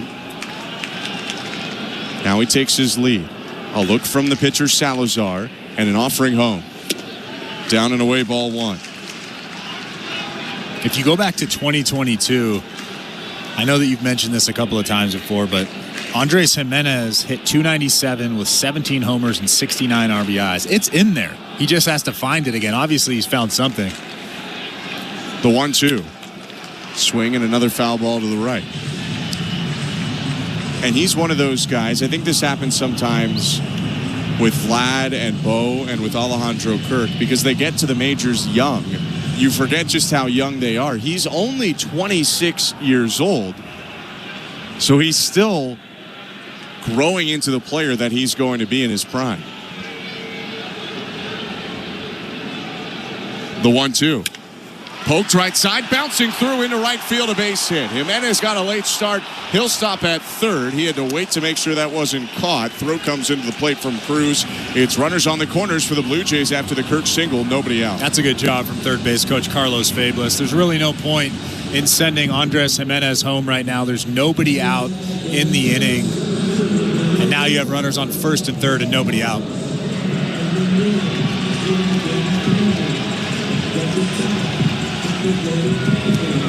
Keibert Ruiz out in front of the plate, giving some signals to his defense. You don't often see actual physical signals anymore with the pitch comp taking over these days. But he tapped the mask, the right thigh, the left shoulder a couple times in case a first and third play or anything like that is put on. George Springer at the plate, the pitch. Inside, ball 1. Kind of feels like it's 2007 again. Yeah. Now, to be clear, there's not going to be a first and third play. It's Alejandro Kirk on first and Andres Jimenez on third. But you got to prepare for everything as the catcher. The 1-0. Swinging a ground ball through the whole left side, left field, base hit. Jimenez jogs home. Up to second goes Kirk. A second hit of the day for Springer, an RBI single. It's 5-2 Blue Jays. And talk about guys that are seeing the ball well. George Springer collects his 500th hit. 500 as a Blue Jay. In 515 games. An applause from the crowd as that was signaled on the video board. 6th hit of the season for Springer in 5 games, including a couple of walks as well. And he has chased Eduardo Salazar out of the game. Blue Jays have 2 runners on, nobody out. And this pitching change is brought to you by Home Hardware. Cover all your projects bases with the Bring Beauty Tone home sale. Brad Lord is jogging in. 5-2 Blue Jays, bottom of the 8th. Let's go back to the studio. Here's Show Ali. Thanks very much, guys. Welcome back inside Baseball Control. Show Ali with you at our downtown Toronto studios. Let's do a quick check of the St. Louis Bar and Grill out-of-town scoreboard. Let's start in the NHL. The Wild and Devils game is currently in overtime, tied at 2, couple minutes to go in overtime. The Flyers were enjoying a 2-1 lead over the Preds, and that is how that game wrapped up in Philadelphia. The Flyers getting goals from Paling and Drysdale, Leroux scoring for the Predators. Right now, the Avalanche taking on the Flames. That game is in the first period intermission. The Avalanche have a goal from Cale Makar, as again, they are up 1-0 in Denver on Calgary. If we look ahead to tomorrow, the Habs, Sens, Oilers, and Jets will all get back in action tomorrow after being off tonight. The Flames will also continue playing tomorrow for the back-to-back. The Leafs and Canucks are off until Wednesday. Over in the NBA, the regular season also coming to a close in the next few weeks. The Raptors thumping the Sixers 127-109 last night. RJ Barrett, 31 points, 5 assists, 5 rebounds in the win. The Raptors are now 28-47 on the season with 7 games to go, and they do get back in action tomorrow night. They will play in Chicago against the Bulls. And over in the NFL, the offseason continuing, the NFL draft coming at the end of April. But some news from Buffalo over the weekend. The Bills continuing to hand out extensions. Cornerback Christian Benford getting a 4-year, $76 million deal to keep him in Orchard Park. It'll work out to be $19 million a year for the cornerback. Blue Jays baseball is brought to you by Crown Rust Protection. Let's get back down to the Rogers Center. Here's Ben Schulman and Chris LaRue.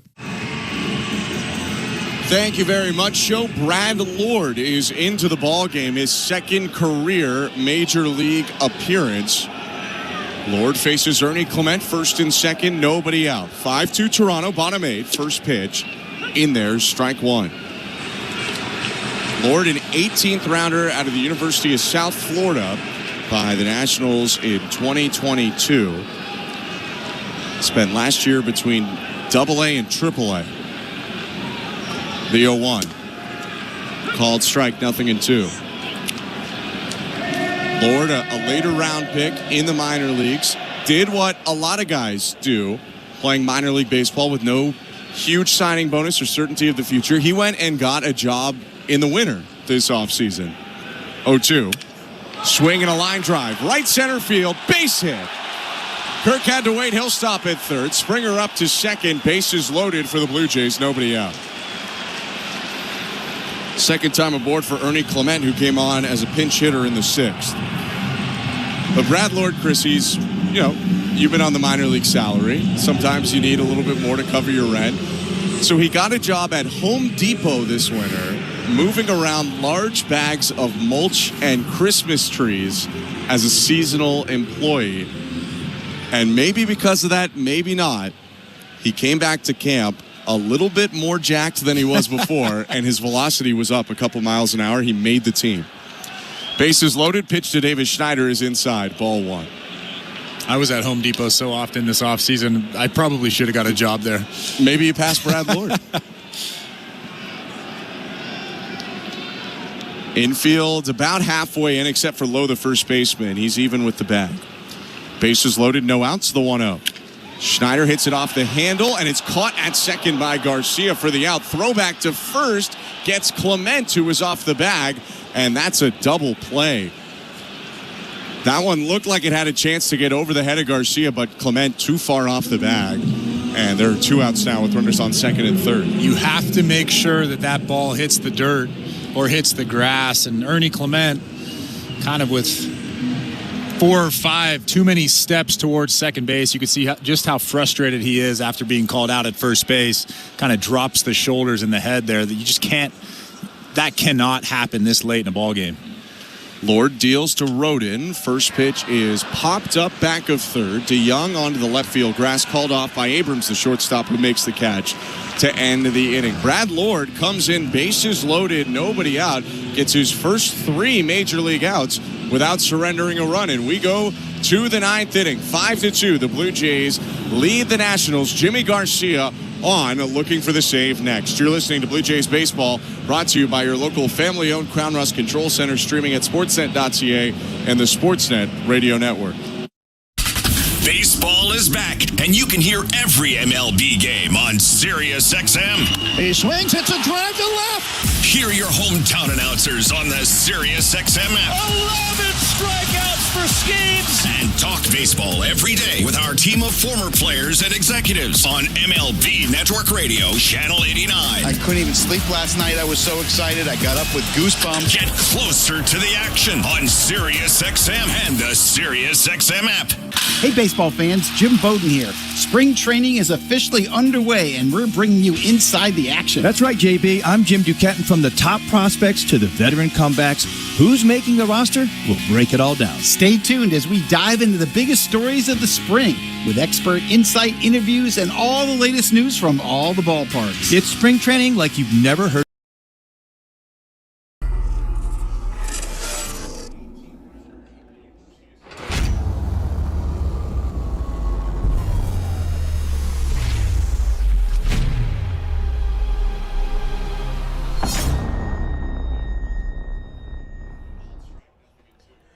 Cheers, Insiders! How we doing tonight? The Blue Jays are kicking some butt. We're up 5-2, bases loaded right now at time of recording. Let's go, Blue Jays. Come on, Schneider. Let's bring some runs home. Let's get some more insurance. All right, jumping in with the shout-outs. Hey, at FanPage13, good luck with your 10 million followers there.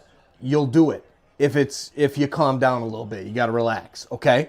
Calm down. Welcome to the chat. Go Jays, go. Big shout-outs as well, Stefan. Tate Brown, good to see you. Carmen, great job, Carmen, with the wrenches in the... Oh, my goodness. Carmen just breaking out the wrench in the NCAA basketball games while we raise money through our Bracket Mania campaign. Please go check that out. Big shout-out as well to SOP True. Get on, finish off that rank 1, brother. You got this, man. I can't wait to see those clips. I can't wait to see those Evos get done. We got to get back to the baseball. The Blue Jays are, it's still 5-2. And they're second and third now. So Schneider must have gotten out. Darn it. Let's get back to the... Defensive substitution into the ballgame. Miles Straw takes over in center field for the Blue Jays. Davis Schneider is out of the game. 0-1. Down and in. So with Straw in center field, now Springer can go back to right where he started the game, and Rodin goes back to left where he started the game. The 1-1. On the outside corner, strike 2. He just does that with so much ease. Just that backdoor slider just steals so many strikes that way.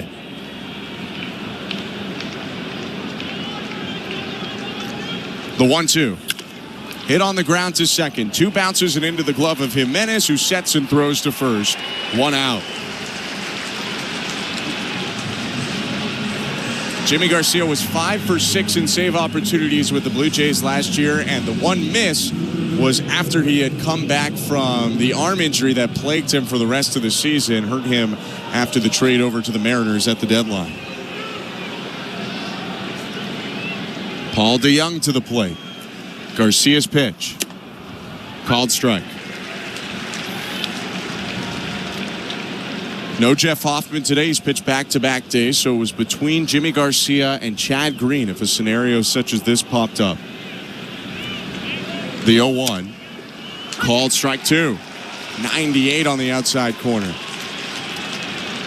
I asked John Schneider before the game in his media scrum what would go into the decision to go with Chad Green or Jimmy Garcia, and he didn't say anything other than Jimmy. It's going to be Jimmy if it's the 9th. 0-2 pitch. Called strike 3. How about 97 right on the black, 2 down. I mean, outside of Jeff Hoffman, there's nobody that I feel more comfortable standing out on that mound in the 9th inning than Jimmy Garcia. Just zero reaction after dotting that fastball. Blue Jays 1 out away. First pitch to Dylan Cruz, outside ball 1. Now, it's incredibly early to care about a record, but if the Blue Jays win this game, they go above 500 for the first time since April 13th of last year. 1-0 pitch. Called strike. April 25th last year. They were 13-12 entering play on April 25th. They're 2-2 right now. Garcia's 1-1. Cruz hits a weak ground ball up the first baseline that veers foul. Guerrero still went to field it. It's 1-2.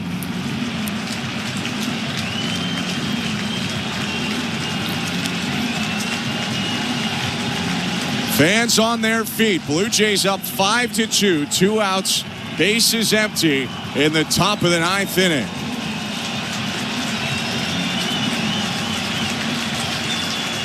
Over 20,000 on hand on a cold night in downtown Toronto.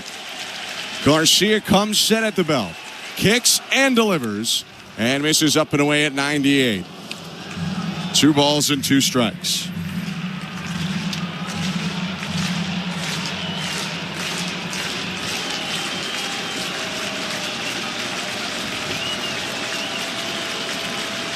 The 2-2. Inside, ball 3. That sinker is moving all over the place. 95 in off the plate. Just throw that thing right down the middle. Almost unhittable. Full count, 2 outs. Garcia set, twist, delivers. Swing and a miss, strike 3. Blue Jays win. Challenged him with 97 right down the middle, and Garcia saves the game. Blue Jays win 5-2. What a game from Bowden Francis. Took the Blue Jays on his back until the 6th inning. Threw a no-hitter into the 6th inning again. We thought that it couldn't be done. He set the bar so high last season. I said this before the broadcast. It's almost impossible to reach that bar again, but he did it. He really did do it. He at least took one step in that direction with a nice start today. The Blue Jays 5-2 winners go to 3-2 on the season. First time over 500 since late April 2024. We're going to take a quick step aside, wrap this one up on the other side, and then get you over to a winning edition of Blue Jays Talk with Jeff Blair and Kevin Barker. 5-2, the final score in favor of Toronto. You're listening to Blue Jays Baseball, brought to you by your local family-owned Crown Rust Control Center, streaming at sportsnet.ca and the Sportsnet Radio Network. Spring is here. We are all happy to see winter in our rearview mirror. But did you know that spring is a red zone for rust? The combination of leftover winter road salt, increased precipitation, and warmer weather are a perfect recipe for corrosion. Protect your vehicle from rust today by visiting your local Crown Rust Protection Center or book your appointment today at crown.com. For a special spring rust protection offer, visit your local Crown Rust Protection Center. Enter Night Mode. It's a stylish Friday night in the city. Every Friday home game. No doubter. Where we celebrate everything that makes our city one of a kind. Any day the Cavs. Would you always feel like part of the show? On Friday, April 18th, be at the ballpark early and get your Blue Jays City Connect Bomber Jacket giveaway presented by Enercare. The first 50,000 fans will be geared up for spring nights in the city. City Connect Fridays. Night Mode. Lights up, let's go. For tickets, visit BlueJays.com. Enter Night Mode. It's a stylish Friday night in the city. Every Friday home game. No doubter. Where we celebrate everything that makes our city one of a kind. Any day the Cavs. Would you always feel like part of the show? On Friday, April 18th, be at the ballpark early and get your Blue Jays City Connect Bomber Jacket giveaway presented by Enercare. The first 50,000 fans will be geared up for spring nights in the city. City Connect Fridays. Night Mode. Lights up, let's go. For tickets, visit BlueJays.com. Spring is here. We are all happy to see winter in our rearview mirror. But did you know that spring is a red zone for rust? The combination of leftover winter road salt, increased precipitation, and warmer weather are a perfect recipe for corrosion. Protect your vehicle from rust today by visiting your local Crown Rust Protection Center or book your appointment today at crown.com. For a special spring rust protection offer, visit your local Crown Rust Protection Center. This is Toronto Blue Jays baseball. He makes the catch, and the Blue Jays win the ball game. On Sportsnet 590 The Fan and the Sportsnet Radio Network. Welcome back to Rogers Center in downtown Toronto. The Blue Jays beat the Washington Nationals tonight 5-2. I'm Ben Schulman alongside Chris LaRue. Appreciate you sticking around. We'll get you to Blue Jays Talk with Jeff Blair and Kevin Barker in a moment. Chris, we've already talked about him, but Bowden Francis, spectacular today. 6 innings, didn't allow a hit until the 6th. gave up a couple of runs. They were both solo home runs, one from Abrams, one from Woods, walked 3, struck out 4. What really stuck out for you in Francis's outing? Well, I think that the most important thing, and we heard Pete Walker talk about this before the game, is locating the fastball, commanding that fastball. That's the key to success for Bowden Francis. It's the key to success for most big league pitchers, but especially for Bowden Francis. It sets up the split finger. It sets up the slider. And today we noticed it. We talked about it during the broadcast. He was really working inside with that fastball. When the Nationals hitters were expecting something soft, when they were expecting a split finger, he would locate that fastball hard and in. He broke a ton of bats tonight. He looked really good, almost as good as he looked last year. Bowden was certainly fantastic, and he also had the benefit of an early lead. A couple different guys got in the mix today offensively, but none more than today's player of the game, Andres Jimenez, who got the scoring started in the second. His 3-1. Swing and a deep drive. Right field, way back, and Jimenez has done it again.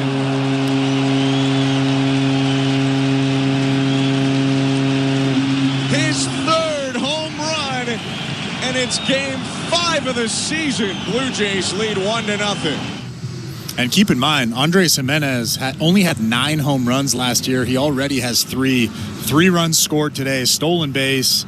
And let's not forget, he's a Gold Glover out there at second base.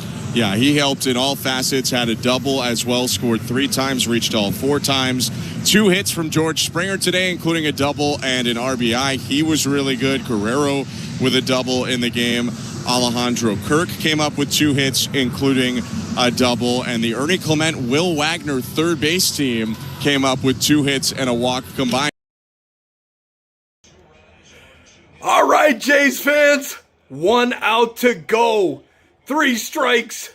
Make it 2. Let's go, Blue Jays. I will let the post-game run, as always, insiders. So cheers to that. Cheers to the Jays. And we'll see you guys in the chat tomorrow for game number 2 of this Nationals versus Blue Jays series. Go, Blue Jays, go. Thank you so much for hanging out with us tonight and hitting that like button and sharing this link out and finding more insiders. And man, welcome to all of these new insiders. I see you all in the chat. Thank you all for hanging out with us. A nice win. Go Jays, go.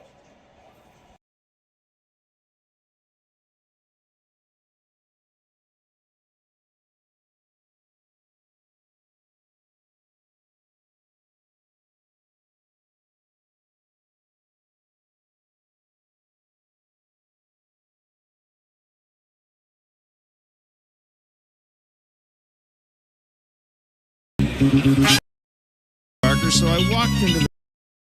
And as I sat down, I asked myself, I wonder when the last time that... Just for giggles. Ben Shulman tells me 2024. The Jays are 3-2 after their 5-2 win over the Washington Nationals. 6 for 13 with runners in scoring position, despite the fact the top of the order, the top 3, 1 for 12. Bowden Francis, a no-hitter through 5. And Andres Jimenez, Kevin Barker, another home run, his third, scored 3 runs. So much of this game seemed to revolve around him. Yeah, look, for me, it was the 3-1 timeout when Soroka was trying to, work quick. He was feeling frisky with the heater. Little dude knows he's going to get a 3-1 heater, wants to be ready for it. The trigger, his little trigger is I'm going to tap it on my shoulder. I need that good separation when I kick my leg. I get my foot down. Everything's got to have that little tension in the, in the hands to sort of maximize bat speed. And he didn't like how Soroka was rushing him, called timeout, because he knew what he was going to get in 3-1 pitch. He was ready for it. He gets a head out. He hits a homer. It's genius. Look, it's him, it's Springer. Springer's sort of the two, him and Jimenez are the 2 guys that really need the timing thing, right? We're seeing Springer with a little bit less tension in his hands, which is a big deal, right? The less tension you have, the quicker your bat's going to be. We've seen him the last couple of days really sort of hone in on getting the foot down a little bit earlier. Tonight we saw him get the head out on 98, the sinker down and in on the RBI in his last at bat. He got the head out too. So, if he can get it going, Kirky with the plate coverage, that's a big deal too. Tougher routes, right, with runners in scoring position. You got to put the ball in play, use the big part of the field, think middle the other way. That's what good hitters do. So, yeah, sort of a team win. We were listening about Bowden. Right, it's throw and strike one. He was 14 for 23. It was arm side command for me. The 16 breaking balls that he threw, he got 6 called strike. That means you're unpredictable. That means you sort of throwing the hitter off balance. Now he can't look for one certain pitch. When you can't do that, now you're sort of ahead of the 8 ball. And good starting pitching, timely hitting, and great defense normally wins against some lesser teams, and that's what they did. Yeah, Bowden Francis had 17 called strikes tonight. You mentioned 6 in the curve, 2 in the split, 9 on the four-seamer. And until giving up those back-to-back home runs, he was really in control. He had hit a couple of walks, and the Jays are 3-2 after that split with the Baltimore Orioles. Michael Soroka was awfully good. Start the game for the Washington Nationals. He did leave the game with an injury, and we talked about friend of the show, kid from Calgary. Yeah, he just can't catch a break, and whatever break he catches, it's bad luck. He left the game with what appeared to be some sort of issue with his right hand, and we know, of course, about the 2 Achilles injuries. So we certainly wish Michael Soroka all the best. We hope it's nothing maybe than a little, early season soreness. George Springer, Kevin. Look, we talked a lot about him. A lot of people have talked a lot about George Springer. He did not have a very good spring. John Schneider was bullish on him. I think we kind of thought that was just John Schneider sticking up for one of his guys. Yeah. He has, though, been a contributor in these first 5 games. He's not hitting home runs, but he is being a contributor, and he's creating a little bit of offense for this team. And again, he's playing good defense. Yeah, I think so. I think he's got competition, right? There's some younger guys, some left-handed hitters who may be taking wondered his about job. that. Yeah. Yeah, absolutely. He's an older guy. He's at the end. He understands that, right? He didn't have a very good year last year. He had an atrocious spring training, right? It's, he's searching for certain bat sizes that'll at least give him a chance to get the head out a little bit. He knows what he's going to get from a right-handed pitcher. He's going to get hard in and soft away. It's no surprise when he comes to the plate what he's going to get. It's just, how you become tension-free and how quickly can you get the foot down, which will allow you to, be balanced and just maximize what you still got left. And it's just nice to see him get a fastball, don't have to overswing, don't have to fall to a knee trying to hit it like we've seen him do in the past a ton of times. It's just free and easy, and thinking about all you got to do if you're loosening up the hands, that'll loosen up the barrel. That'll make the barrel quicker. That'll allow you to get your foot down. You'll be balanced, at least give you a chance to make contact out in front of the plate, which is, for an older guy like himself, the most important part because he knows now how he's going to get pitched. So, yeah, I'm with you. Between the competition that he's got from the younger guys and just, sort of having that little fight here that says, I still got a little something left. It's kind of nice that John believes in me. He's not putting me in the 9 hole. He's putting him in the 6 and 7 hole, which is, those are RBI spots. And he's giving you some competitive at-bats. He's not sort of going outside the box when he does have a bad at-bat. It's not killing him. Like he's not carrying it over to his next at-bat like he did tonight. He had one bad at-bat. He sort of, forgot about it, went up and had a better at-bat his next at-bat. So, yeah, they're going to need this. If they're not going to hit homers, they can't continue just having the same guy hitting the home runs all the time, right? So they're going to need some surprises, and maybe it's George. Again, it's early. It's 5 games in, but, man, the way his spring training looked to the way he looks now, you got some hope there. It's kind of nice to see him walking to the plate right now. Right, and there's nothing wrong with whether or not it's a season-long surprise. There's nothing wrong with having the surprise, having 4 or 5 surprises during the year. One this month, one the next month. Yeah. But listen, I'm with you. We know he's going to play good defense, and I'm going to give John Schneider credit here just because I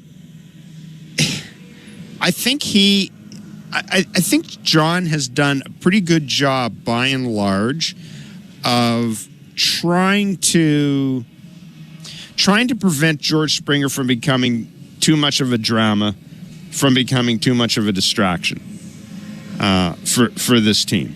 And he did it last year, and at times we'd roll our eyes, right? John's just sticking up for his guy, but sometimes a manager has to do that. And I guess the logical question would be like, what's the point in not doing it?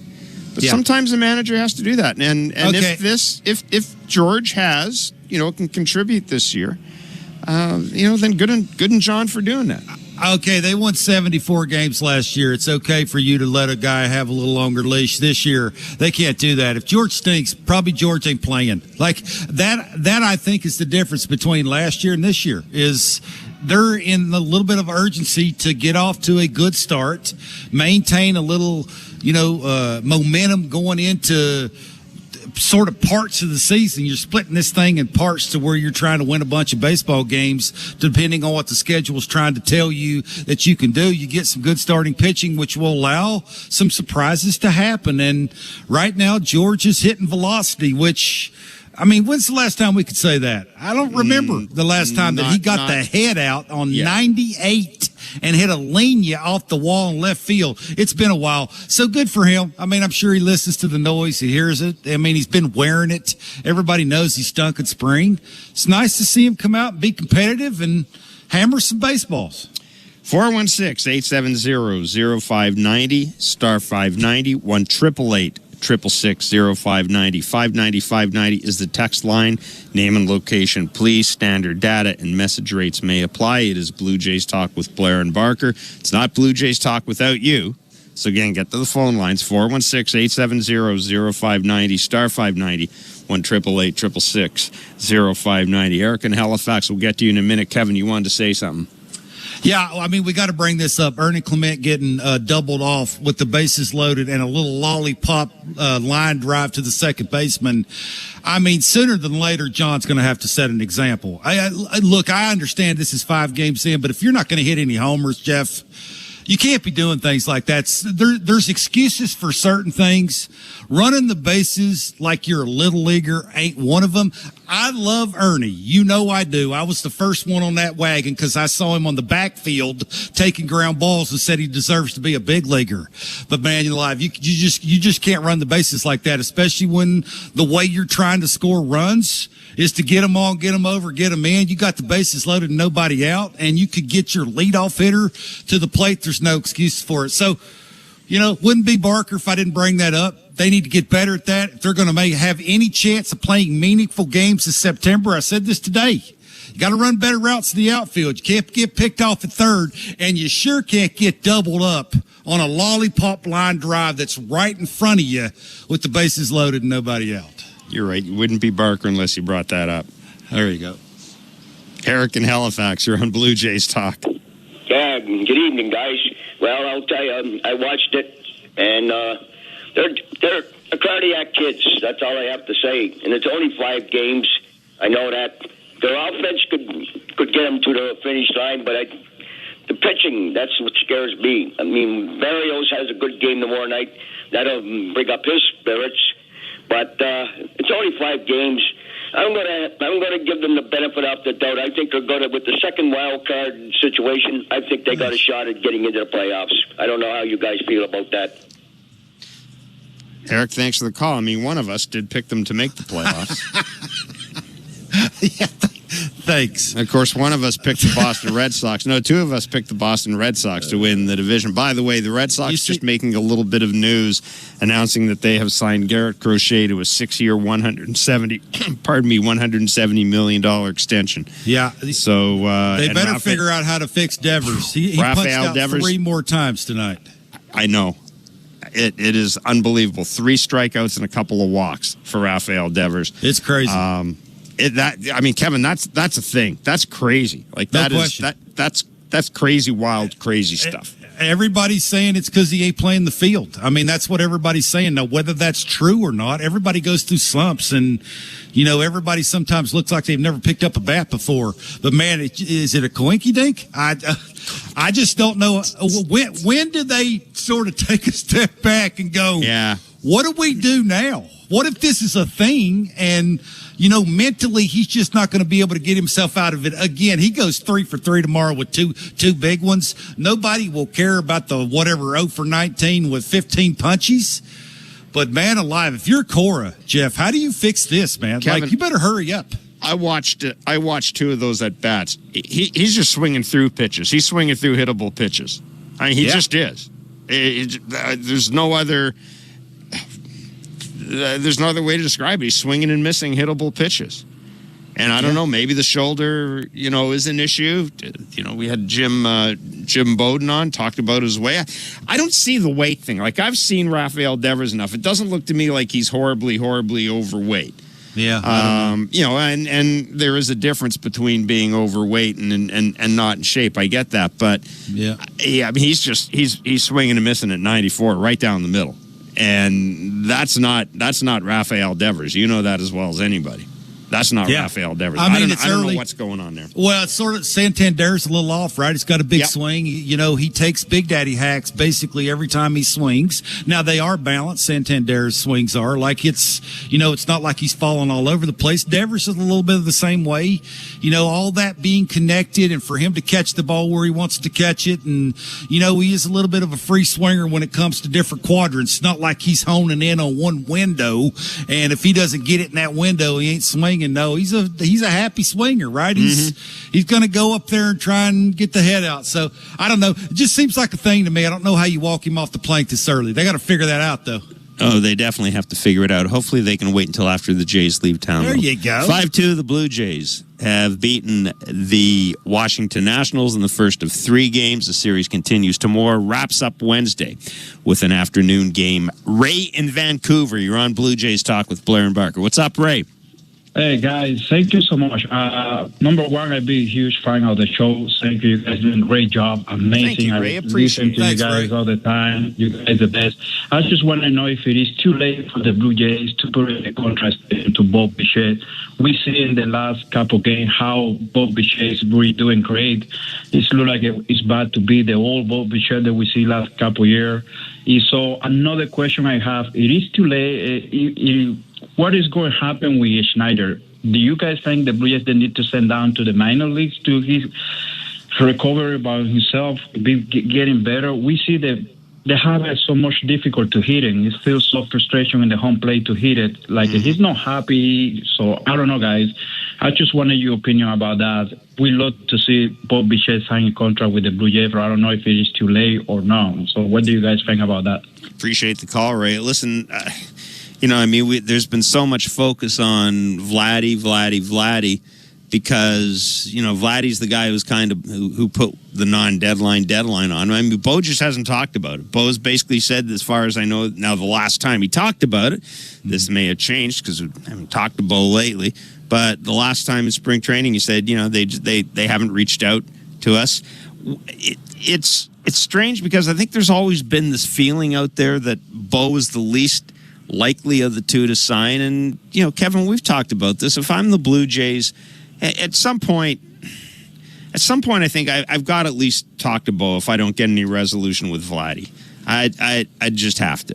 I don't know how you lose both of them. Look, I understand the Vladdy thing because of what the number is and what you think he's worth and what Vladdy's wanting. And, like, just it seems like the two sides are really far apart. It's understandable. Bo's not going to cost you that much money. I mean, not as much as Vladdy would cost. So I just don't, Jeff, how this organization can handle with what they don't have coming, losing both of them dudes. Like, you know, a lot of your rotation's going to be gone soon. Like, you're not going to have those names to hang your hat on, you know, to keep you sort of in games, which would allow you to at least be competitive. You're going to need something. Like, how are you going to lose your first baseman and your shortstop and think you're going to be relevant for years to come? And I just don't understand that part of it. This isn't, you know, I don't think this is a primary consideration, but I've also felt this year that, you know, if Bo has a really good year, you know, and he looks locked in, if Bo has a really good year, then maybe it'll get to the point by the end of the year where, you know, I'm not saying you sign him to keep the fan base happy, but it doesn't hurt if it keeps the fan base happy. And maybe maybe that's the thing. You kind of offer the fans, a bit of a carrot there. We're not going to sign Vladdy, so we'll sign one of the other guys. But I'm with you. The idea you're going to lose both of these guys potentially for nothing. Yeah. If they walk is, again, it'd be hard to take. It'd be hard. It is, and what evidence is there that this front office, frankly, any front office would be able to replace those two guys in one off season? Yeah, it's a tough look. And the Davis Schneider thing, look, I had a conversation with him for quite some time on the field the other day. He was frustrated last year because he was swinging at too many bad pitches. Tonight, that little lollipop line drive that he hit to second was a bad pitch. Mm-hmm. Like he can do all those things and tinker all he wants and use the torpedo bat. I think he's using that again, that bat tonight. Like, obviously he's trying everything until he gets a better pitch to hit, Jeff.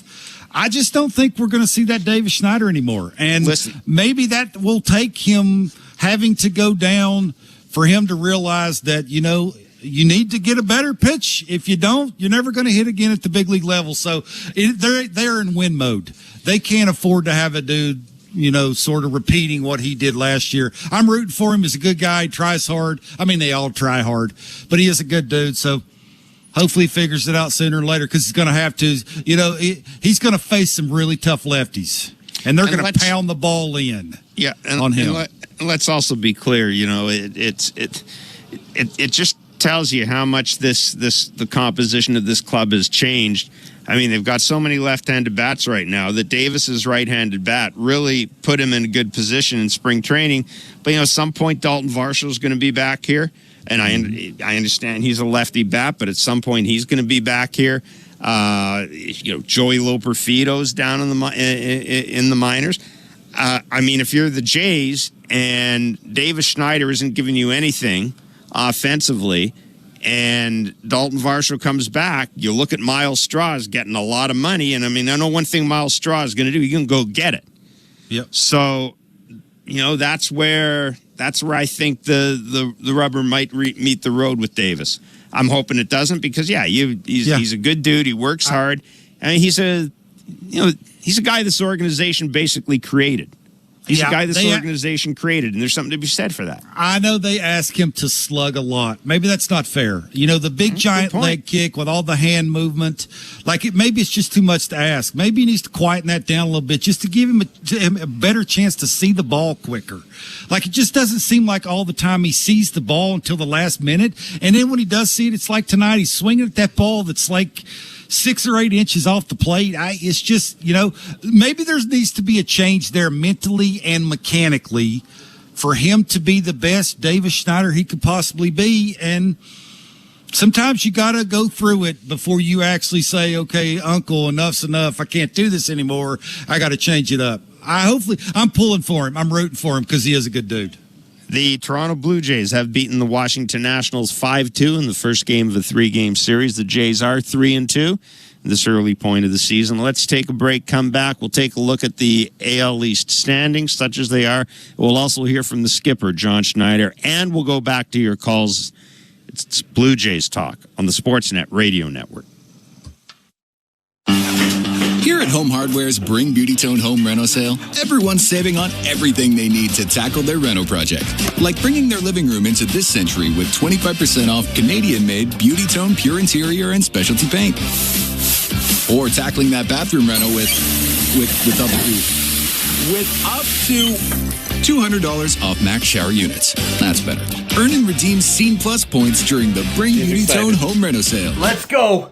Jays with the win. Jays with the win. I love it. Let's get it, Blue Jays fans. Woo! Thanks so much for hanging out with us tonight, Toronto Sports Insiders. Make sure you check out our Bracket Mania coverage coming up with the Final Four this weekend. It's going to be a lot of fun. We'll let the postgame go. Blue Jays talk continues on and on and on and on. We'll see you in the chat tomorrow. Blue Jays win 5-2. Game over. 92,815 insiders. Just about 7,185 to go. We'll see you in the chat tomorrow. Make sure to leave a comment once the live is done, and we'll get the conversation going about our Blue Jays. And yes, the over 500 Blue Jays. Let's go. Let's get another couple wins here against Washington in the next couple of games. Cheers, Insiders. All 92,815 of you.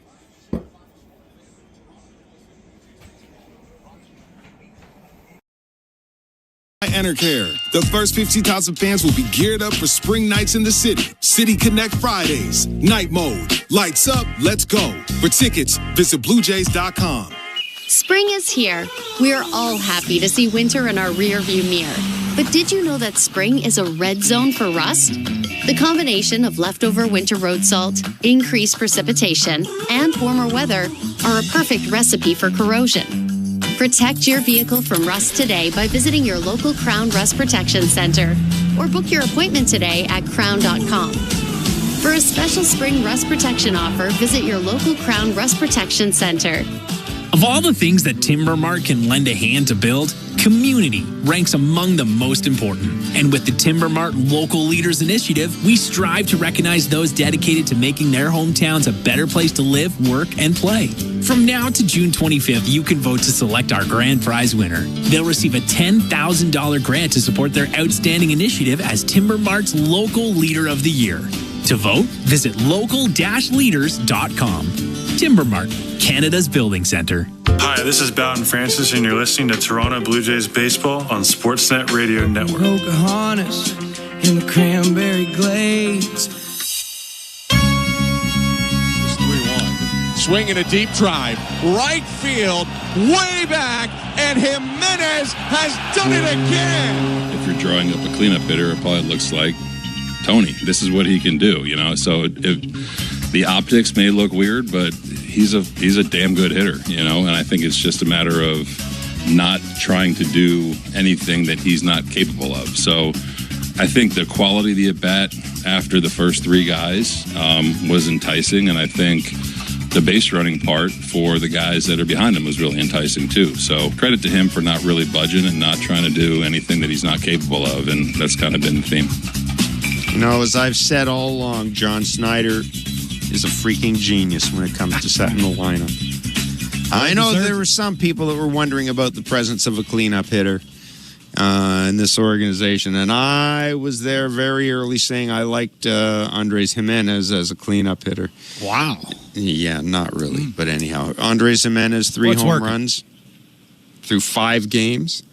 The Jays 5-2 winners over the Washington Nationals. The top of the order, the much talked about top of the order, 1 for 12. The Jays getting a lot of balance elsewhere. Mm-hmm. John Schneider was asked about that, and he had some thoughts on his lineup. His 3-1, swinging it. Andres Jimenez. I think from top to bottom, I think everyone kind of understands what we're asking him, really. It's cool that you can kind of platoon a little bit at the bottom, and situational hitting, I think, has been a theme since camp started. Even Kirky with the balls to right, it's been good. I like the way it unfolds. Having Andres doing what he's doing, again, doesn't surprise us. Probably surprised a lot of people, but doesn't surprise us, and he's been a big part of it. If I were to look at Andres, I would not guess that he's the guy leading your team in home runs. What's allowing him to get so much power out of his swing? He's athletic and he can hit the ball hard. I think we've talked about him so much just coming from Cleveland. You think about glove, you think about contact, and from the day we acquired him, really, like Pop and Lou and Hunter were dove in. There's a lot more in there, and I think it's just him trusting that. So getting in good counts definitely helps, and he's taking really good swings and not being afraid to take some chances. That was the manager, John Schneider, talking about Andres Jimenez, who has certainly early in this season written himself large all over the Toronto Blue Jays. 3 home runs, 3 runs scored tonight, stolen base double, and caught stealing on a very... he was safe. Yeah, I was going to say, maybe not enough to overturn the original call, but he certainly looks safe to me. Andres Jimenez, again, having a terrific offensive game for the Blue Jays. Time now for the Bet365 standings update as we take a look at the American League East.